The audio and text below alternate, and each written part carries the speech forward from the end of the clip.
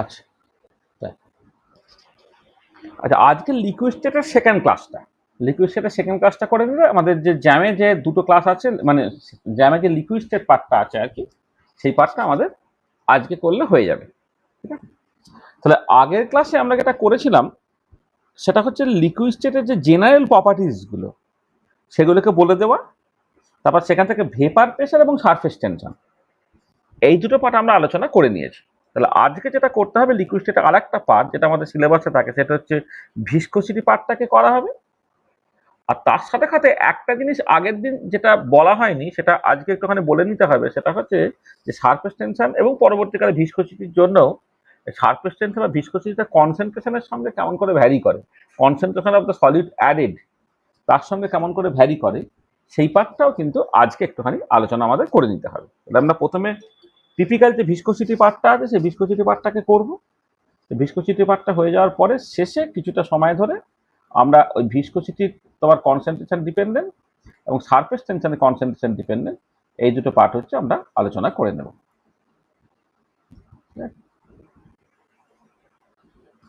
তাহলে ভিসকোসিটি জিনিসটা কি? দেখো, এইটা তোমরা ছোটবেলা থেকে পড়ে আসছো, মানে সেটা তোমার 11-12 ফিজিক্সে পড়েছো, এমনি গ্র্যাজুয়েশনের শুরুর দিকে ফিজিক্স পার্টের মধ্যে যে জেনারেল প্রপার্টিজ অফ ম্যাটার সেখানের মধ্যে ভিসকোসিটি থাকে। তারপরে অনেকের ক্ষেত্রেই হচ্ছে তোমার লিকুইড স্টেটের মধ্যে ভিসকোসিটি, সেই হয়তো ফার্স্ট সেমিস্টারে পড়া হয়ে গেছে।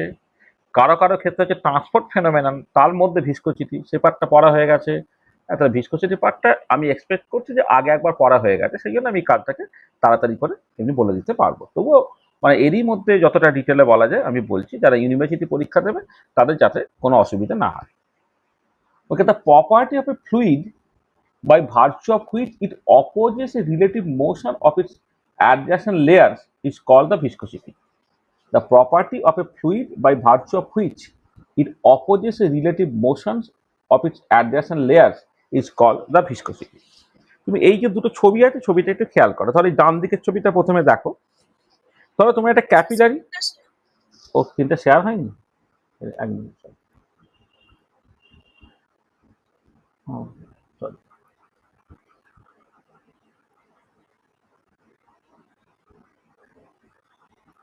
তাহলে ঠিক আছে, হ্যাঁ, যেটা বললো। তাহলে ভিসকোসিটি জিনিসটা কি? The property of a liquid by virtue of which it opposes a relative motion of its adjacent layers is called the viscosity. তুমি এই ডান দিকের ছবিটা আগে দেখো ভালো করে। ধরো তুমি একটা ক্যাপিলারিজ বা সিলিন্ড্রিক্যাল টিউব কনসিডার করছো।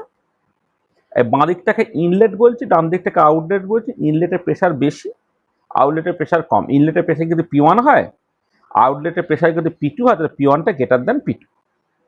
তাহলে ফ্লুইডটা কি হবে? এদিক দিয়ে ঢুকবে, এদিক দিয়ে বেরোবে, সেটাই হচ্ছে direction of flow of the fluid as a whole. আচ্ছা, এবারে যেটা দেখতে পাওয়া যায় সেটা আমি পরে আরো ভালো করে আলোচনা করব, সেটা হচ্ছে এই যে একটা সার্টেন কন্ডিশন আছে যাকে বলে স্ট্রিমলাইন ফ্লো বা ল্যামিনার ফ্লো। স্ট্রিমলাইন ফ্লো বা ল্যামিনার ফ্লোটা কখন কি কন্ডিশনে অ্যাচিভ করে সেটা আমি পরে ডিটেলে আলোচনার ব্যাপার আছে। সেটা কথা হচ্ছে কি, যদি স্ট্রিমলাইন ফ্লোটা মেনটেন হয় তাহলে এই যে লিকুইডটা গেল তার মধ্যে কিছুটা লেয়ার স্ট্রাকচার থাকে, যে লেয়ারটা এই সারফেসের সঙ্গে অ্যাডজাসেন্ট সে প্রায় রেস্টে থাকে।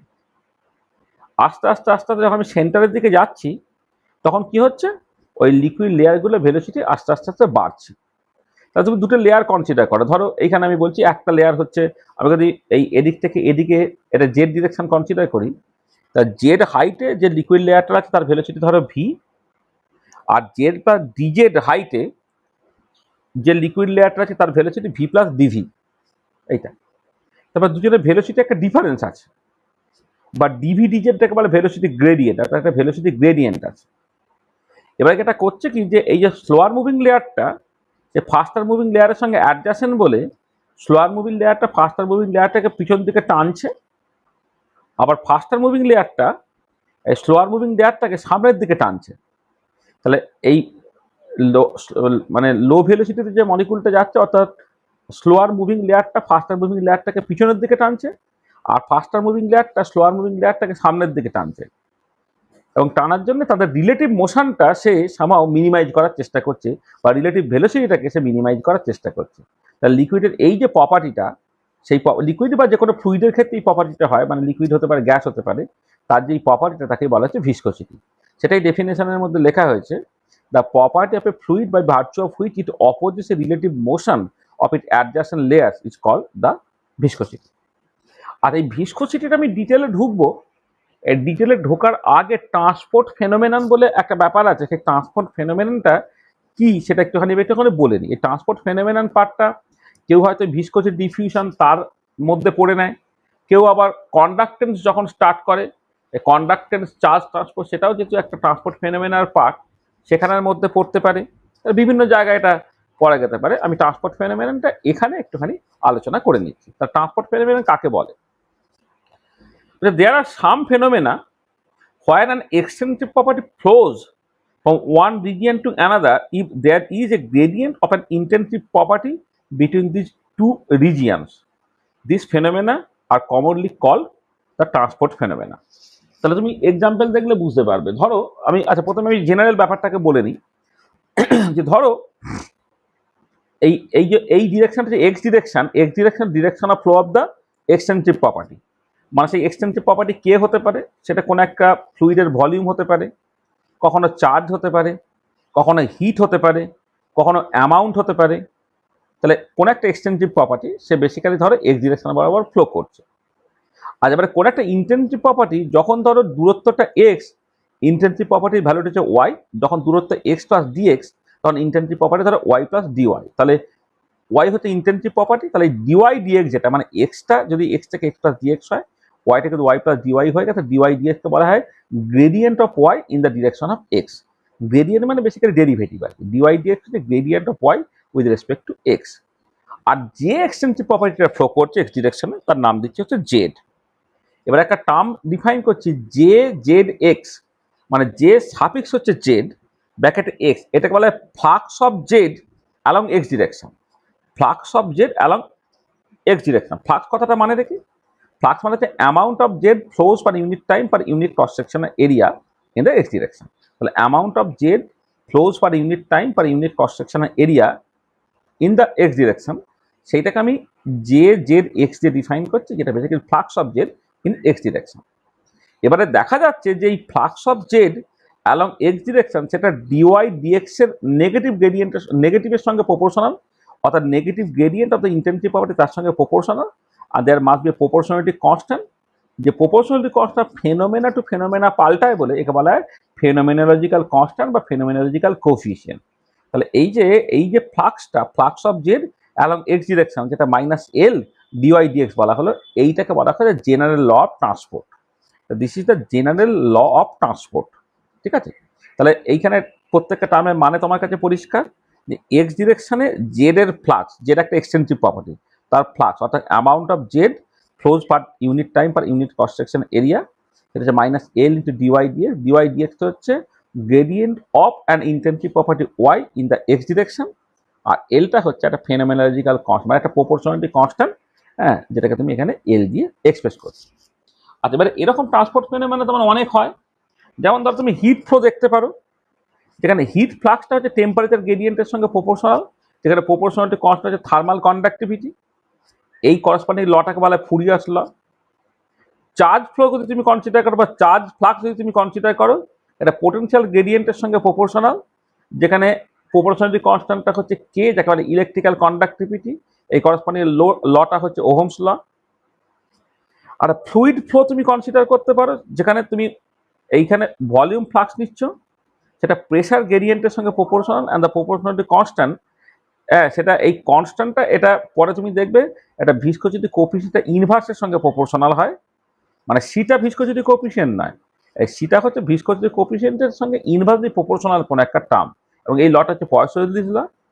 আর যখন তুমি ডিফিউশন ফেনোমেনন দেখো, যেটা হচ্ছে ফিক্সড ল, সেখান থেকে তুমি ওই মাস ফ্লাক্স যেটা বা অ্যামাউন্ট ফ্লাক্স যেটা, এটা হচ্ছে কনসেন্ট্রেশন গ্রেডিয়েন্ট তার সঙ্গে প্রপোর্শনাল, যেখানে প্রপোর্শনালিটি কনস্ট্যান্ট ডিফিউশন কোফিশিয়েন্ট। তাই চারটে কমন ট্রান্সপোর্ট ফেনোমেনন তোমার আছে, এবং এই কমন যে চারটে ট্রান্সপোর্ট ফেনোমেনন রিলেটেড ব্যাপার, এখানে ইরিভার্সিবল থার্মোডাইনামিক্স বা নন ইকুইলিব্রিয়াম থার্মোডাইনামিক্সের প্রপার্টি তোমাকে কাজে লাগাতে হয়। নর্মাল থার্মোডাইনামিক প্রপার্টি তুমি এখানে কাজে লাগাতে পারবে না, কারণ সবটাই হচ্ছে এই যে ফ্লাক্স মানে হচ্ছে টাইমের সঙ্গে সঙ্গে কোন একটা পার্টিকুলার প্রপার্টি কোন একটা পার্টিকুলার ডিরেকশনে পার ইউনিট ক্রস সেকশন এরিয়াতে কতটা ফ্লো করছে, এখানে টাইমটা আছে। ইকুইলিব্রিয়াম থার্মোডাইনামিক্সে কোথাও টাইম নাই, কারণ ইকুইলিব্রিয়াম থার্মোডাইনামিক্স দিয়ে তুমি ট্রান্সপোর্ট ফেনোমেননগুলোকে ব্যাখ্যা করতে পারবে না। ইরিভার্সিবল থার্মোডাইনামিক্স বা নন ইকুইলিব্রিয়াম থার্মোডাইনামিক্স দিয়ে তোমাকে এটাকে ব্যাখ্যা করতে হবে। আর এবারে আমি এই ভিসকোসিটি যে পার্টটা, এই যেটা আমি 45 লটাকে বললাম, সেই ভিসকোসিটি পার্টটা হচ্ছে one of the transport phenomenon. তার কনটেক্সটে আমি ভিসকোসিটিটাকে পড়তে পারি, আবার লিকুইডস্টেটের প্রপার্টি হিসাবে ভিসকোসিটিটা আমি পড়তে পারি। এবারে আমি একদম শুরুতে ভিসকোসিটি ডেফিনেশনটাকে আজ বলেছিলাম, ভিসকোসিটি বলতে আমি কি বুঝছি। এবারে ফর্মালি আমি ভিসকোসিটি পার্টটাকে পড়তে চাই। তাহলে দেখো, ওই ভিসকোসিটি জিনিসটা কি তার ডেফিনেশনটা যখন দিয়েছিলাম তখন আমি স্ট্রিমলাইন ফ্লো এর কথা বলেছিলাম, যেখানে লেয়ার স্ট্রাকচারটা মেনটেন হচ্ছে। তাকে স্ট্রিমলাইন ফ্লো কাকে বলে একটুখানি বলে নিতে হবে।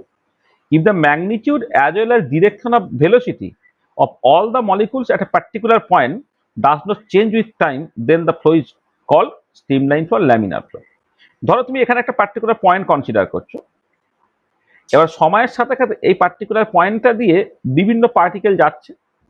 এবার ধরো এই মুহূর্তে একটা পার্টিকেলের যে ভেলোসিটি অর্থাৎ তার স্পিড এবং ডিরেকশন তুমি এই যে লাল যে অ্যারোটা দেওয়া আছে তারা সেই ডিরেকশনে কাজ করছে। পরের মুহূর্তে অন্য একটা পার্টিকেল এলো, তারও ভেলোসিটিটা এক্স্যাক্টলি একই রইলো, মানে তার ম্যাগনিটিউড এবং ডিরেকশন এক্স্যাক্টলি একই রইলো। তারপরে আরেকটা এলো, তার ম্যাগনিটিউড ডিরেকশন একই রইলো। সিমিলার সিচুয়েশন এই পার্টিকুলার কেসও। এটা একটা ইউনিফর্ম টিউব, এটা হচ্ছে তোমার একটা ইরেগুলার শেপের টিউব। যেটা ইউনিফর্ম না irregular shape, this is unimportant. Which is important is that যে কোনো একটা পার্টিকুলার পয়েন্টে বিভিন্ন সময় যে মলিকুল আসছে, দেখো তাদের ভেলোসিটির ম্যাগনিটিউড এবং ডিরেকশন সময়ের সাথে সাথে পাল্টাচ্ছে কি পাল্টাচ্ছে না। যদি না পাল্টায় তাহলে সেটা স্ট্রিমলাইন ফ্লো, আর যদি পাল্টায় সেটা হচ্ছে টার্বুলেন্ট ফ্লো। তো টার্বুলেন্ট ফ্লো বলা হয়েছে কি, if the motion of the particle of a fluid, সেটা liquid or gas, are disorder that is in direction other than the line of motion of the fluid as a whole, then the motion is said to be turbulent. সেটা তুমি এই streamline flow এর রেসপেক্টে ভাবলে এই particular পয়েন্টে বিভিন্ন সময়ে যে মলিকুলগুলো আসছে তাদের ভেলোসিটির ম্যাগনিটিউড এবং ডিরেকশন, ম্যাগনিটিউড অথবা ডিরেকশন বা দুটোই যদি পাল্টে গেছে তাহলে সেটা স্ট্রিমলাইন ফ্লো, তাহলে সেটা টার্বুলেন্ট ফ্লো। টার্বুলেন্ট ফ্লো এর ক্ষেত্রে এখন জিগজ্যাগ মোশন হবে, আর তোমার স্ট্রিমলাইন ফ্লো এর ক্ষেত্রে হচ্ছে তোমার এরকম এরকম সুন্দর লাইনে যাবে, এবং দুটো যে লাইন, দুটো লাইন কিন্তু কখনো ইন্টারসেক্ট করবে না। Two streamlines never intersect. ঠিক আছে, তাহলে এবারে দেখো, তাহলে এর আগে হয়তো আরেকটা টার্ম বলতে হতো, এটা স্টেডি ফ্লো। স্টেডি ফ্লো মানে হচ্ছে তোমার জাস্ট তুমি দেখবে যে ফ্লাক্সটা কনস্ট্যান্ট হয়ে গেছে। ফ্লাক্সটা কনস্ট্যান্ট হয়ে গেছে মানে যে amount flows per unit time per unit cross section area, সেটা সময়ের সাথে সাথে পাল্টাচ্ছে না। মানে তুমি ধরো এইখানে কোনো একটা পার্টিকুলার জায়গাতে ইউনিট ক্রস সেকশন এরিয়া নিলে, প্রথম সেকেন্ডে যতক্ষণ ফ্লুইড এই এরিয়াতে দিয়ে গেল, পরের সেকেন্ডে ততটাই যাবে, তারপরের সেকেন্ডে ততটাই যাবে, তখন তাকে বলে স্টেডি ফ্লো। স্টেডি ফ্লো দু রকমের হয়ে যাচ্ছে, একটা স্ট্রিমলাইন ফ্লো, একটা টার্বুলেন্ট ফ্লো। স্ট্রিমলাইন ফ্লো আর টার্বুলেন্ট ফ্লো এর মধ্যে তুমি ডিফারেন্সগুলো পরিষ্কারভাবে দেখে নিতে পারছো। আচ্ছা, নেক্সট চলে এসো তোমার critical velocity and the Reynold number. আচ্ছা দেখো, এই যে তুমি দেখলে যে কখনো কখনো যখন একটা ক্যাপিলারি বা কোনো একটা টিউব দিয়ে কোনো একটা ফ্লুইড ফ্লো করছে, কখনো কখনো স্ট্রিমলাইন ফ্লোটা বা ল্যামিনার ফ্লোটা মেনটেন হয়, আর কখনো কখনো দেখতে পারো স্ট্রিমলাইন ফ্লোটা বা ল্যামিনার ফ্লোটা মেনটেন হচ্ছে না। তাহলে এবারে এই যে স্ট্রিমলাইন ফ্লো বা ল্যামিনার ফ্লোটা কখন মেনটেন হবে কখন মেনটেন হবে না, সেটা ক্রিটিক্যাল ভেলোসিটি দিয়ে বুঝতে হয়। তাহলে তুমি কোনো একটা পার্টিকুলার লিকুইড কনসিডার করছো আর পার্টিকুলার রেডিয়াসের একটা ক্যাপিলারি তুমি কনসিডার করছো, দেখা যায় যে ভেলোসিটি অফ দ্য ফ্লুইড একটা সার্টেন ভেলোসিটির থেকে কম হলে তখন স্ট্রিমলাইন ফ্লোটা মেনটেন হয়, আর যদি ভেলোসিটিটা ওই ওই যে পার্টিকুলার ভেলোসিটি এক্সিড করে গেছে তখন মোশনটা টার্বুলেন্ট হয়ে যায়। তার মানে ওই যে পার্টিকুলার ভেলোসিটি, যে ভেলোসিটির নিচে থাকলে তোমার স্ট্রিমলাইন ফ্লোটা মেনটেন হচ্ছে, আর যে ভেলোসিটি ক্রস করলেই হচ্ছে তোমার মোশনটা টার্বুলেন্ট হয়ে যাচ্ছে, সেই ভেলোসিটি করে critical velocity. Critical velocity is a velocity below which streamline flow is maintain. ঠিক আছে, আর এবারে এই ডাইমেনশনাল অ্যানালিসিস করে, আচ্ছা এটা পরে মানে এটা লিখে দেওয়া উচিত ছিল, জানি এটা। তাহলে যেটা কথা হচ্ছে যে ভিটা যদি লেস দ্যান ভিসি হয় তাহলে স্ট্রিমলাইন ফ্লোটা মেনটেন হবে, ভিটা যদি গ্রেটার দ্যান ভিসি হয় তাহলে টার্বুলেন্ট ফ্লোটা মেনটেন হবে। ঠিক আছে, আচ্ছা তুমি পরিষ্কার এখানে দেখো এই এই যে ক্রিটিক্যাল ভেলোসিটি এক্সপ্রেশনটা হচ্ছে একটা Reynold number into eta by rho R, মানে ডাইমেনশনাল অ্যানালিসিস করে তোমার ক্রিটিক্যাল ভেলোসিটির এক্সপ্রেশন বের করতে পারা যায়, এবং সেই ক্রিটিক্যাল ভেলোসিটির এক্সপ্রেশনটা হয় হচ্ছে VC equal to R E eta by rho R, যেখানে আরইটা একটা ডাইমেনশনলেস বা ইউনিটলেস কনস্ট্যান্ট, যাকে বলে রেনল্ড নাম্বার। রোটাকে বলা হচ্ছে তোমার ডেন্সিটি অফ দ্য ফ্লুইড। আরটা হচ্ছে রেডিয়াস অফ দ্য ক্যাপিলারি, আর যেটা হচ্ছে ভিসকোসিটি কোফিসিয়েন্টটা। এটা এবারে দেখো এখানে পরিষ্কার দেখতে পাওয়া যাচ্ছে কোন একটা পার্টিকুলার লিকুইড যদি কনসিডার করে তার ভিসকোসিটি কোফিসিয়েন্ট এবং তার ডেন্সিটিটা ফিক্সড, তাহলে ক্যাপিলারি রেডিয়াসের সঙ্গে ক্রিটিক্যাল ভেলোসিটি ইনভার্সলি প্রপোর্শনাল। অর্থাৎ রেডিয়াস যত কম হবে ক্রিটিক্যাল ভেলোসিটি তত বেশি হবে, আর ক্রিটিক্যাল ভেলোসিটি যত বেশি হবে তত স্ট্রিমলাইন ফ্লোটা মেনটেন হওয়া সহজ।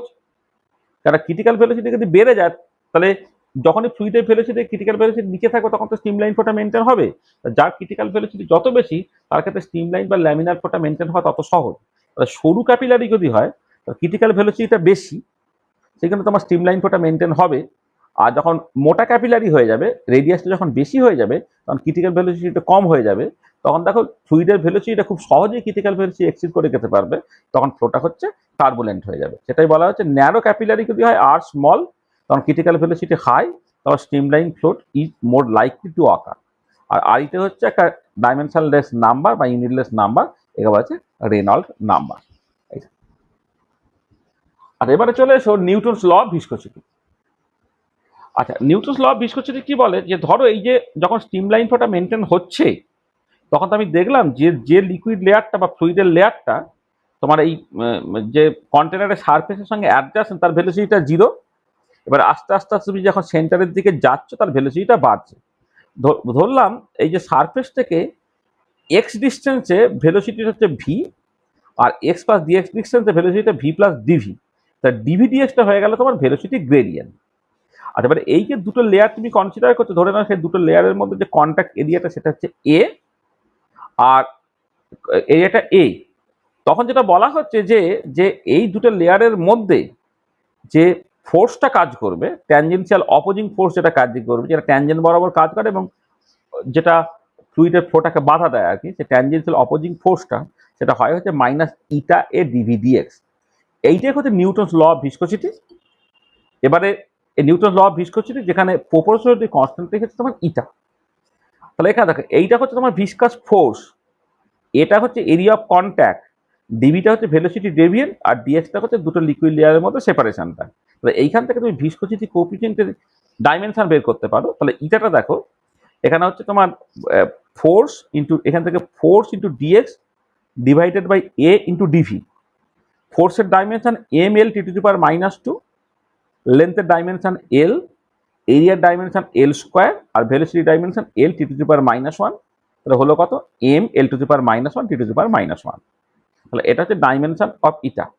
আর যদি তুমি এসআই ইউনিট কনসিডার করো, তাহলে ফোর্সটাকে লেখো নিউটনে, ডিএক্সটাকে লেখো মিটারে, এটাকে লেখো মিটার স্কোয়ারে, আর ভেলোসিটি মিটার পার সেকেন্ড লেখো, সেটা হবে newton metre to the power -2 second, একে বলে পাস্কাল সেকেন্ড। দেখো newton metre to the power -2 তো পাস্কাল, এটা প্রেসারের ইউনিট, ইন্টু সেকেন্ড, যেটা হচ্ছে পাস্কাল সেকেন্ড। ঠিক আছে, তাহলে এসআই ইউনিটটা তুমি পেয়ে গেলে। আর এটাই যদি তুমি সিজিএস ইউনিটে করতে, তাকে বলা হচ্ছে পয়েজ। মানে সিজিএস ইউনিটে যখন তুমি ফোর্সটাকে ডাইনে এক্সপ্রেস করবে, সেপারেশনটাকে এই যে এই ডিএক্সটাকে তুমি সেন্টিমিটারে এক্সপ্রেস করবে, এরিয়া থেকে সেন্টিমিটার করবে, আর ভেলোসিটিটা হচ্ছে সেন্টিমিটার পার সেকেন্ড করবে, তখন যে সিজিএস ইউনিটটা পাবে সেটাকে বলা হচ্ছে পয়েজ। ঠিক আছে, তাহলে পয়েজ মানে 9 সেন্টিমিটার টু পাওয়ার -2 ইন্টু সেকেন্ড। তাহলে 1 পয়েজ হচ্ছে 0.1 পাস্কাল সেকেন্ড হয়। এসআই ইউনিট এবং সিজিএস ইউনিট ইন্টার কনভার্সনটা তুমি করতে পারবে, নিউটন থেকে 9 করতে পারবে, মিটার থেকে সেন্টিমিটার করতে পারবে। যদি করো তুমি 1 পয়েজ হচ্ছে 0.1 পাস্কাল সেকেন্ড। আচ্ছা, এবার একটা ফ্লুইড যে নিউটনস ল অফ ভিসকোসিটি ওবে করে তাকে বলে নিউটোনিয়ান ফ্লুইড, আর একটা ফ্লুইড যে নিউটনস ল অফ ভিসকোসিটি ওবে করে না তাকে বলে নন নিউটোনিয়ান ফ্লুইড। এমনি নিউটোনিয়ান ফ্লুইডের ক্ষেত্রে হচ্ছে তোমার ভিসকোসিটি কোএফিসিয়েন্টটা কনস্ট্যান্ট হয়, আর নন নিউটোনিয়ান ফ্লুইডের ক্ষেত্রে হচ্ছে ভিসকোসিটি কোএফিসিয়েন্টটা ভেলোসিটি গ্রেডিয়েন্টের উপরে ডিপেন্ড করে যায়। এটা তাহলে নিউটোনিয়ান ফ্লুইড এবং নন নিউটোনিয়ান ফ্লুইড পুরোটা আসছে হচ্ছে যে ফ্লুইডটা নিউটনস ল অফ ভিসকোসিটি ওবে করছে সেটা হচ্ছে নিউটোনিয়ান ফ্লুইড, যারা নিউটনস ল অফ ভিসকোসিটি ওবে করে না তারা হচ্ছে নন নিউটোনিয়ান ফ্লুইড। আচ্ছা, এবারে চলে এসো তোমার পয়সোলিজ ইকুয়েশন। আচ্ছা আচ্ছা, এখানে আমি ডেরিভেশনগুলো অ্যাভয়েড করছি। ডেরিভেশনগুলো যাদের সাবজেক্টিভ পরীক্ষা দিতে হবে তাদের জন্য ডেরিভেশনটা আমি আলাদা করে করিয়ে দেবো। এখন যারা ওই কম্পিটিটিভ এক্সামের জন্য আমি জিনিসগুলোকে জাস্ট সামারাইজ করে দিচ্ছি। পয়সোলিজ ইকুয়েশনটা যে এরকম, যে ধরো তুমি একটা সরু ক্যাপিলারি কনসিডার করেছো যার রেডিয়াস ধরে নাও তোমার এ, ঠিক আছে। আচ্ছা, এবারে ইনলেটের প্রেসার P1, আউটলেটের প্রেসার যদি P2 হয়ে যায়, তাহলে delta P P1 minus P2, সেটা হচ্ছে তোমার তোমার প্রেসার ডিফারেন্সটা হচ্ছে ডেল্টা পি, যেটা ইনলেটের প্রেসার মাইনাস আউটলেটের প্রেসার P1 মাইনাস P2। আর এবারে লেন্থ অফ দ্য ক্যাপিলারি যদি এল হয় আর ভিসকোসিটি কোএফিসিয়েন্ট যদি ইটা হয়, তাহলে পার ইউনিট টাইমে ওটার ইনকম্প্রেসিবল ফ্লুইড কি ভলিউমে এটা দিয়ে ফ্লো করছে, মানে volume of a incompressible fluid flows per unit time, volume of a incompressible fluid flows per unit time, যদি ক্যাপিটাল ভি বলি, সেটা হচ্ছে pi delta P A to the power 4/8 eta L. তাহলে এই যে ইকুয়েশনটা, সেই ইকুয়েশনটা হচ্ছে পয়সোলিজ ইকুয়েশন। তাহলে ভিটা হচ্ছে টোটাল, মানে এটা হচ্ছে volume of an incompressible fluid flows per unit time, এটা volume of an incompressible fluid flows per unit time, সেই ভিটা হচ্ছে তোমার pi delta P to the power 4/8 eta L. এই ইকুয়েশনটাকে বলা হচ্ছে পয়সোলিজ ইকুয়েশন। আচ্ছা, এবারে যদি ইনকম্প্রেসিবল ফ্লুইড হয় এটা তোমার পক্ষে সহজ, কিন্তু যদি কম্প্রেসিবল ফ্লুইড হয় তাহলে যেখানে প্রেসার বেশি সেখানে ভলিউমটা কমে যাবে, যেখানে প্রেসার কম সেখানে ভলিউমটা বেড়ে যাবে, যেমন গ্যাসের ক্ষেত্রে। তখন পয়সোলিজ ইকুয়েশনটা এইভাবে মডিফাই করে ফেলতে হয়। শুরুতে ধরো যদি তোমার প্রেসারটা P1 এবং ভলিউমটা V1 হয়, শেষে যদি প্রেসারটা P2 ভলিউমটা V2 হয়, তাহলে P2 V2 equal to P1 V1, সেটা হয়ে যাবে pi A to the power 4/16 eta L into P1 square minus P2 square. তাহলে এই নিচের ইকুয়েশনটা হচ্ছে তোমার কম্প্রেসিবল ফ্লুইড এসছে গ্যাসের জন্য, আর উপরের ইকুয়েশনটা হচ্ছে আর ইনকম্প্রেসিবল ফ্লুইড এসছে লিকুইডের জন্য, ঠিক আছে। তাহলে এই দুটো ইকুয়েশন মাথায় রাখবে, যখন নিউমেরিক্যাল প্রবলেম করতে দেবে তোমার ইনকম্প্রেসিবল ফ্লুইড বা লিকুইড বলে দেওয়া আছে কিনা, তাহলে তুমি আগের ইকুয়েশনটা ব্যবহার করবে, আর যদি কম্প্রেসিবল হয় তোমার গ্যাস, তার সাথে পরের ইকুয়েশন থেকে ব্যবহার করবে। আচ্ছা, এবারে যেটা ইম্পর্টেন্ট পয়েন্ট, এই পয়সোলিজ ইকুয়েশনের ডেরিভেশনের ক্ষেত্রে তুমি দেখতে পাবে যে এই যে আমরা বলেছিলাম যে যখন তোমার ধরো এই যে কালো ডটের লাইনটা তুমি খেয়াল করে দেখো, যে যখন কোনো একটা সিলিন্ড্রিক্যাল কন্টেনার আছে সেখান দিয়ে যখন তোমার একটা ফ্লুইড ফ্লো করবে, সিলিন্ড্রিক্যাল টিউব আছে যেখান দিয়ে কোনো একটা ইনকম্প্রেসিবল ফ্লুইড ফ্লো করছে বা যে কোনো একটা ফ্লুইড ফ্লো করছে, বলেছিলাম যে স্টিম লাইন ফ্লোটা যখন মেনটেন হচ্ছে, যে লিকুইড লেয়ারগুলো বা ফ্লুইডের লেয়ারগুলো এই সলিড সারফেসের অ্যাডজাসেন্ট, তাদের ভেলোসিটিটা হচ্ছে 0, তারা প্রায় রেস্টে আছে, যত তুমি সেন্টারের দিকে যাচ্ছ ভেলোসিটিটা বাড়ছে। তাহলে দেখো, তাহলে তুমি যদি এই রেডিয়াসটাকে, হ্যাঁ, তুমি মানে সারফেস থেকে ডিস্টেন্সটা, দাদা এই সারফেস থেকে ডিস্টেন্সটা, বা অন্যভাবে বলতে পারো তুমি এখান থেকেও ভাবতে পারো যে ধরো সেন্টার থেকে ডিস্টেন্সটা, এই সেন্টার থেকে ডিস্টেন্সটা, হ্যাঁ, যদি তুমি আর বলো, এই যে এখান থেকে তাই করা হয়েছে, তাকে সেন্টার থেকে এই দূরত্বটা আর, যেখানে ভেলোসিটিটা ভি, সেন্টার থেকে এই দূরত্বটাতে আর প্লাস ডি আর, যেখানে ভেলোসিটিটা ভি প্লাস ডিভি। তাহলে পরিষ্কার দেখতে পাওয়া যায় আর চেঞ্জ করলে ভেলোসিটিটা পাল্টাচ্ছে। তাহলে আর চেঞ্জ করলে ভেলোসিটিটা কেমন পাল্টায়, এটা একটা উল্টোনা প্যারাবোলা শেপে দেখতে হয়, এবং ভেলোসিটিটা আর এর ফাংশন হিসেবে যদি তুমি লেখো এইরকম দেখতে হয়, delta P 4 eta L by A square minus R. এটা একটা উল্টোনা প্যারাবোলা টাইপের দেখতে।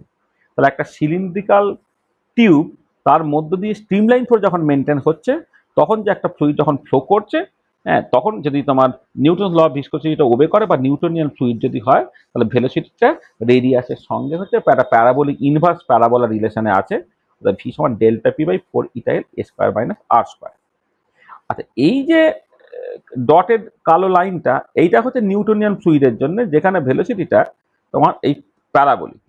এবারে যদি তার থেকে তোমার অনেক সময় এই চাপা হতে পারে, তার সঙ্গে আরেকটুখানি ইলংগেটেড হতে পারে, ছাড়ে যদি তোমার আরেকটু চাপা হয়ে যায় বলে শিয়ার থিকেনিং ফ্লুইড বলা হয়, আর যদি একটুখানি আরো ইলংগেটেড হয়ে যায় তাকে শিয়ার থিনিং ফ্লুইড বলা হয়। এরা দুজনে হচ্ছে নন নিউটনিয়ান ফ্লুইড। তাহলে নিউটনিয়ান ফ্লুইডের ক্ষেত্রে তোমার জাস্ট এই একদম এই কালো লাইনটা হবে, আর শিয়ার থিকেনিং ফ্লুইডের ক্ষেত্রে হচ্ছে এই লাল লাইনটা হবে, আর শিয়ার থিনিং ফ্লুইডের ক্ষেত্রে হচ্ছে এই ইলংগেটেড লাইনটা হবে। তাহলে এই এরা হচ্ছে নিউটনিয়ান ফ্লুইড, আর বাকি দুজন যেটা তারা হচ্ছে নন নিউটনিয়ান ফ্লুইড। তাহলে তুমি velocity profile of an incompressible fluid, সেটা ইউজুয়ালি প্যারাবোলিক, সেটা তুমি এখানে দেখতে পাবে। আচ্ছা, এবারে নেক্সট চলে এসো যে তোমার determination of viscosity coefficient by Ostwald viscometer. Ostwald viscometer ব্যবহার করে তুমি কেমন করে এটাকে বের করবে, মানে তোমার রিলেটিভ ভিসকোসিটি কোএফিসিয়েন্ট ডিটারমাইন করবে। দেখো, একটা অসওয়াল্ড ভিস্কোমিটার হচ্ছে এই ধরনের দেখতে, এইখানে এই যে তোমার এই যে এর দিকটা, এই মোটা দিকটা দাদা, এই মোটা, সরি বলে সরু দিকটায় হচ্ছে একটা লাগানো থাকে তোমার, রাবারের টিউব লাগানো থাকে শাক করার জন্য। আর এই দিকে ডান দিকের যে আর্মটা, ডান দিকের আর্মটা রিলেটিভলি সরু, আর বাঁ দিকের আর্মটা হচ্ছে কম্পারেটিভলি একটুখানি চওড়া হয়। এবার আমাদেরকে এটা করতে হয়, সেটা হচ্ছে কি না, এইখানে তোমার এই এই যে অসল ভিস্কোমিটারটা দেখতে হবে 10 ml এর না 20 ml এর, ইউজুয়ালি 10 ml এর হয়। 10 ml এর যদি কখনো কখনো 20 ml আছে, 10 ml সবসময় হবে সেরকম না, 10 ml হয়, 20 ml এরও হয়। এখন যেগুলো ব্যবহার করা সেগুলো মূলত 20 ml এর। হ্যাঁ, আগের গুলো যেগুলো ব্যবহার করতে কথা হচ্ছে 10 ml এর। তাহলে 10 ml বা 20 ml যাই হোক না কেন, ততটা পরিমাণ লিকুইড ধর তুমি এদিক দিয়ে ঢুকিয়ে দিলে, মানে পিপেটে করে 10 ml, যদি 10 ml এর যদি অসল ভিস্কোমিটারটা হয়, 10 ml লিকুইড তুমি এদিক দিয়ে ঢুকিয়ে দিলে, এখানে একটা রাবার টিউব লাগানো থাকে, সেই রাবার টিউব দিয়ে তুমি ওটাকে শাক করে দিলে, শাক করে দিলে লিকুইড এখানে উঠে গেল। তোমাকে যেটা করতে হবে যে এইখানে একটা দাগ আছে, এখানে একটা দাগ আছে, এর মধ্যে ভলিউমটা হচ্ছে তোমার ফিক্সড। এইখান থেকে এই পর্যন্ত এই ফ্লুইডটা পড়তে কতটা সময় লাগে সেই সময়টা তোমাকে ক্যালকুলেট করতে হয়। সেটা আবার জল দিয়ে ক্যালকুলেট করতে হয়, আবার আননোন লিকুইড দিয়ে ক্যালকুলেট করতে হয়। এটা একটা কাজ। আর একটা আমি দেখাবো যে তোমার তাদের যেটাকে বলে স্পেসিফিক গ্র্যাভিটিটাকে তোমাকে বের করতে হবে। তার আগে ওয়ার্কিং ফর্মুলাটা একটুখানি দেখে নিই। তাহলে আমি যেটা চাইছি সেটা হচ্ছে যে জল বলো বা কোনো একটা লিকুইড বলো, এই যে টোটাল ভলিউমটা ভি আছে, তাহলে এই দাগ থেকে এই দাগটা হচ্ছে ভলিউমটা ভি। আর আমি যেটা করব, এই ভলিউমটা পড়তে কতখানি সময় লাগবে সেটাকে আমি নোট করব।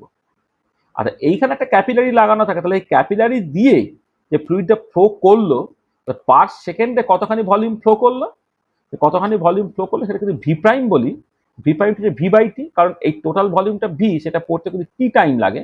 তাহলে টাইম অফ ফ্লোটা যদি টি হয়, তাহলে ভি বাই টি হচ্ছে তোমার basically volume flows per unit time. এবারে 45 ফর্মুলা কি বলে, volume flows per unit time V prime, যেটা ভি বাই টি, সেটা কি pi A to the power 4 delta P by 8 eta L. তাহলে এইখান থেকে ইটাটাকে তুমি পেয়ে যাচ্ছ pi A to the power 4 delta P কি বাই 8 ভি এল। মানে একদিকে ইটাটা নিয়ে গেলে, বাকিগুলো তুমি ডান দিকে নিয়ে চলে গেলে। তাহলে দেখো একটা পাই, এটা হচ্ছে capillary radius, pi A to the power 4 হলো। তাহলে হাইট ডিফারেন্সটা হচ্ছে এইচ রো জি, এটা হচ্ছে হাইট ডিফারেন্স। তার সঙ্গে টি আছে, এটা 8 ভিএল হলো। মানে যে প্রেসার ডিফারেন্সটা এখানে, তো হাইট ডিফারেন্স যেহেতু হবে, তাহলে এদিকের আর্ম এবং এদিকের আর্মের মধ্যে যে হাইট ডিফারেন্সটা, সেটা হচ্ছে এইচ, মানে প্রেসার ডিফারেন্সটা, সেটা তুমি এইচ রো জি এইটা দিয়ে তুমি লিখতে পারো। আচ্ছা, এবারে যেটা কথা হচ্ছে যে তুমি যদি রিলেটিভ সারফেস টেনশন বের করতে চাও, তাহলে তোমাকে একবার আননোন লিকুইডের দিয়ে কাজটাকে করতে হচ্ছে, একবার জল দিয়ে কাজটাকে করতে হচ্ছে। তুমি খেয়াল করে দেখো, এই যে এক্সপ্রেশনে ডেনসিটি আর টাইম এই দুটো বাদ দিয়ে বাকি জিনিসগুলো যে তুমি অসল ভিস্কোমিটারটা ব্যবহার করছো তার জন্য কনস্ট্যান্ট। তোমাকে গিভেন অ্যামাউন্ট অফ লিকুইড যেটা এখানে দিয়েছো, তাহলে তোমার এই যে হাইট ডিফারেন্সটা, সেটা দুজনের ক্ষেত্রে একই হবে। Area of the, sorry, radius of the capillary, এই যে ক্যাপিলারিটা ব্যবহার করা রেডিয়াস, সেটা fixed. Length of the capillary সেটাও ফিক্সড। এই যে যে ভলিউমের ফ্লুইড তুমি ফেলছো সেই ভিটাও তোমার ফিক্স, সব ফিক্সড, জি ফিক্সড। তাহলে তফাৎটা হচ্ছে রো এবং টিতে। তাহলে যদি তোমার রিলেটিভ ভিসকোসিটি কোএফিসিয়েন্ট বের করো, যেটা হচ্ছে তোমার লিকুইডের ভিসকোসিটি কোএফিসিয়েন্ট বা জলের ভিসকোসিটি কোএফিসিয়েন্ট, লিকুইডের ভিসকোসিটি কোএফিসিয়েন্টটা হচ্ছে লিকুইডের ডেনসিটি, এই যে এখানে লিকুইডের ডেনসিটি ইন্টু লিকুইডে যে ফ্লো করছে তার টাইম ডিভাইডেড বাই জলের জন্য লিখছো রো ওয়াটার আর টি ওয়াটার। মানে তুমি বেসিক্যালি ইটা লিকুইড বা ইটা ওয়াটার করবে, তো বাকি সব কেটে চলে যাচ্ছে, পড়ে থাকছে যে rho liquid T liquid divided by rho water T water, এইটা। এবার লিকুইডের ডেনসিটি ডিভাইড বাই জলের ডেনসিটি মানে স্পেসিফিক গ্র্যাভিটি। তাহলে স্পেসিফিক গ্র্যাভিটি ইন্টু লিকুইডের জন্য একটা টাইম লাগলো বাই জলের জন্য একটা টাইম লাগলো। এবার তুমি যদি অ্যাকচুয়াল লিকুইডের ভিসকোসিটি কোএফিসিয়েন্টটা বের করতে চাও, তাহলে specific gravity for the liquid, the time of flow for the liquid by time of flow for the water into actual viscosity coefficient for water. তো এইটা হচ্ছে তোমার principle for the determination of viscosity coefficient or relative viscosity coefficient of the liquid. তোমাকে যেটা করতে হচ্ছে কি, এখানে দুটো কাজ, একটা স্পেসিফিক গ্র্যাভিটি বোতলে করে, এটা দেওয়া আছে, আচ্ছা এখানে সবাই জানে, আগের দিন বলেছিলাম যেহেতু সারফেস টেনশনের ক্ষেত্রে স্পেসিফিক গ্র্যাভিটি বোতলে করে তোমাকে যেটা করতে, স্পেসিফিক গ্র্যাভিটি বোতলটা খালি ওজন করবে, তারপর একবার লিকুইড ভর্তি করে ওজন করবে, তারপর একটা জল ভর্তি করে ওজন করবে। তাহলে লিকুইড ভর্তি করে ওজন মাইনাস ফাঁকা ডিভাইডেড বাই জল ভর্তি করে ওজন মাইনাস ফাঁকা, এই যে রেশিওটা, সেই রেশিওটাই তোমার দিয়ে দেবে হচ্ছে স্পেসিফিক গ্র্যাভিটি। আর যেটা বের করতে হবে, একবার জল দিয়ে এইখান থেকে এই পর্যন্ত পড়ছে তার টাইম অফ ফ্লোটাকে বের করবে অন্তত 3 বার, আর লিকুইডটাকে দিয়ে এইখান থেকে এই পর্যন্ত পড়ছে তার জন্য টাইমটাকে বের করবে অন্তত 3 বার। ঠিক আছে, যদি করো তাহলে সেইখান থেকে তুমি দেখো এই এই এই ফর্মুলা তুমি বসাবে, বা এই ফর্মুলা তুমি বসাবে, তাহলে রিলেটিভ ভিসকোসিটি কোএফিসিয়েন্ট বের করে ফেলতে পারবে। তাহলে এইটা কিন্তু প্র্যাকটিক্যালে থাকে। আগের দিন যেমন বলেছিলাম যে তোমার স্ট্যালাগমোমিটার দিয়ে সারফেস টেনশন বের করা, এটা একটা ইম্পর্টেন্ট জায়গা। ঠিক একই রকম ভাবে তোমার এই অসওয়াল ভিস্কোমিটার ব্যবহার করে হচ্ছে তোমার viscosity coefficient, relative viscosity coefficient বের করা, এটা কিন্তু তোমার এক্সপেরিমেন্টালি খুব ইম্পর্টেন্ট। এটা ল্যাবরেটরিতে আমাকে করতে হয়। ঠিক আছে। আচ্ছা, আর একটা মেথড আছে রিলেটিভ সারফেস টেনশন বের করা, এই রিলেটিভ ভিসকোসিটি কোএফিসিয়েন্ট বের করা, সেটা এখন আর ব্যবহার করা হয় না, আমাদের সময় আমরা করেছি আর কি। সেটা হচ্ছে টার্মিনাল ভেলোসিটি ক্যালকুলেট করে।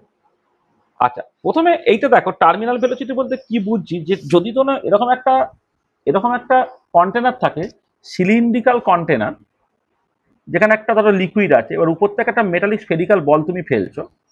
মেটালিক স্ফেরিক্যাল বলটা ফেললে দেখবে যে একটু পরে মেটালিক স্ফেরিক্যাল বলের ভেলোসিটিটা কনস্ট্যান্ট হয়ে যায়। ঠিক আছে, যখন ভেলোসিটিটা কনস্ট্যান্ট হয়ে যাচ্ছে, সেই ভেলোসিটিটাকে বলা যায় টার্মিনাল ভেলোসিটি। তাহলে যখন ভেলোসিটিটা কনস্ট্যান্ট হয়ে যাচ্ছে, নিউটনের প্রথম গতিসূত্র অনুযায়ী ভেলোসিটি কখন কনস্ট্যান্ট হয়ে যায়, যখন কোনো আনব্যালেন্স ফোর্স থাকে না। সেই তখন বলবো যে ওই যে মেটালিক স্ফেরিক্যাল বলটাকে ফ্রিলি ফল করছে। তাহলে কি হচ্ছে, when a metallic spherical ball is falling freely through a liquid column, then is velocity is constant. This constant velocity is called the terminal velocity and represented by VT. এটা terminal velocity. আর এবারে কথাটা হচ্ছে যে যখন ধরো এখানে আমি দেখাচ্ছি যে ভেলোসিটিটা একদম টাইম অর ডিস্টেন্সের সঙ্গে যদি প্লট করো, প্রথমের দিকে যখন বাড়লো, বেরিয়ে একটা সময় পর ভেলোসিটি কনস্ট্যান্ট হয়ে গেল, তখন সেটা হয়ে গেল তোমার টার্মিনাল ভেলোসিটি। আচ্ছা, এবারে খেয়াল করে দেখো, এই যে যখন একটা মেটালিক স্ফেরিক্যাল বল তোমার পড়ছে, তো ফ্রি ফলিং বলছো মানে কোনো আনব্যালেন্স ফোর্স নাই। আনব্যালেন্স ফোর্স কখন থাকবে না, যখন আপওয়ার্ড ফোর্স ডাউনওয়ার্ড ফোর্স সমান। আচ্ছা, এবারে যদি ভিসকোসিটিটাকে তুমি ধর্তব্যের মধ্যে না রাখো, তা ডাউনওয়ার্ড ফোর্সটা কি, ডাউনওয়ার্ড ফোর্স হচ্ছে তার ওজন, মানে 4/3 a কিউব ইন্টু 4/3, যদি মেটালিক স্ফেরিক্যাল বল যার রেডিয়াস এ যদি হয়, 4/3 a কিউবটা হচ্ছে মেটালিক স্ফেরিক্যাল বলের হচ্ছে ভলিউম, তাকে তার ডেন্সিটি দিয়ে গুণ করলাম, তাহলে এটা মাস হয়ে গেল, তাকে জি দিয়ে গুণ করলাম, সেটা হচ্ছে ডাউনওয়ার্ড ফোর্স। আপওয়ার্ড ফোর্সকে আর্কিমিডিজের সূত্র অনুযায়ী, যে কোনো একটা মেটালিক স্ফেরিক্যাল বল যখন আংশিক বা পুরোপুরি কোনো একটা লিকুইডে নিমজ্জিত থাকবে, তখন যে ভলিউমের লিকুইড সে অপসারণ করে, তার যে ওজনটা, সেটাই হচ্ছে তোমার প্লবতা বল বা বায়োন্সি ফোর্স যেটা। ঠিক আছে, সেটা কত হবে, তার 4/3 a কিউব হচ্ছে এই মেটালিক স্ফেরিক্যাল বলের হচ্ছে তোমার ভলিউম, তাকে গুণ করতে হবে লিকুইডের ডেন্সিটিতে ইন্টু জি।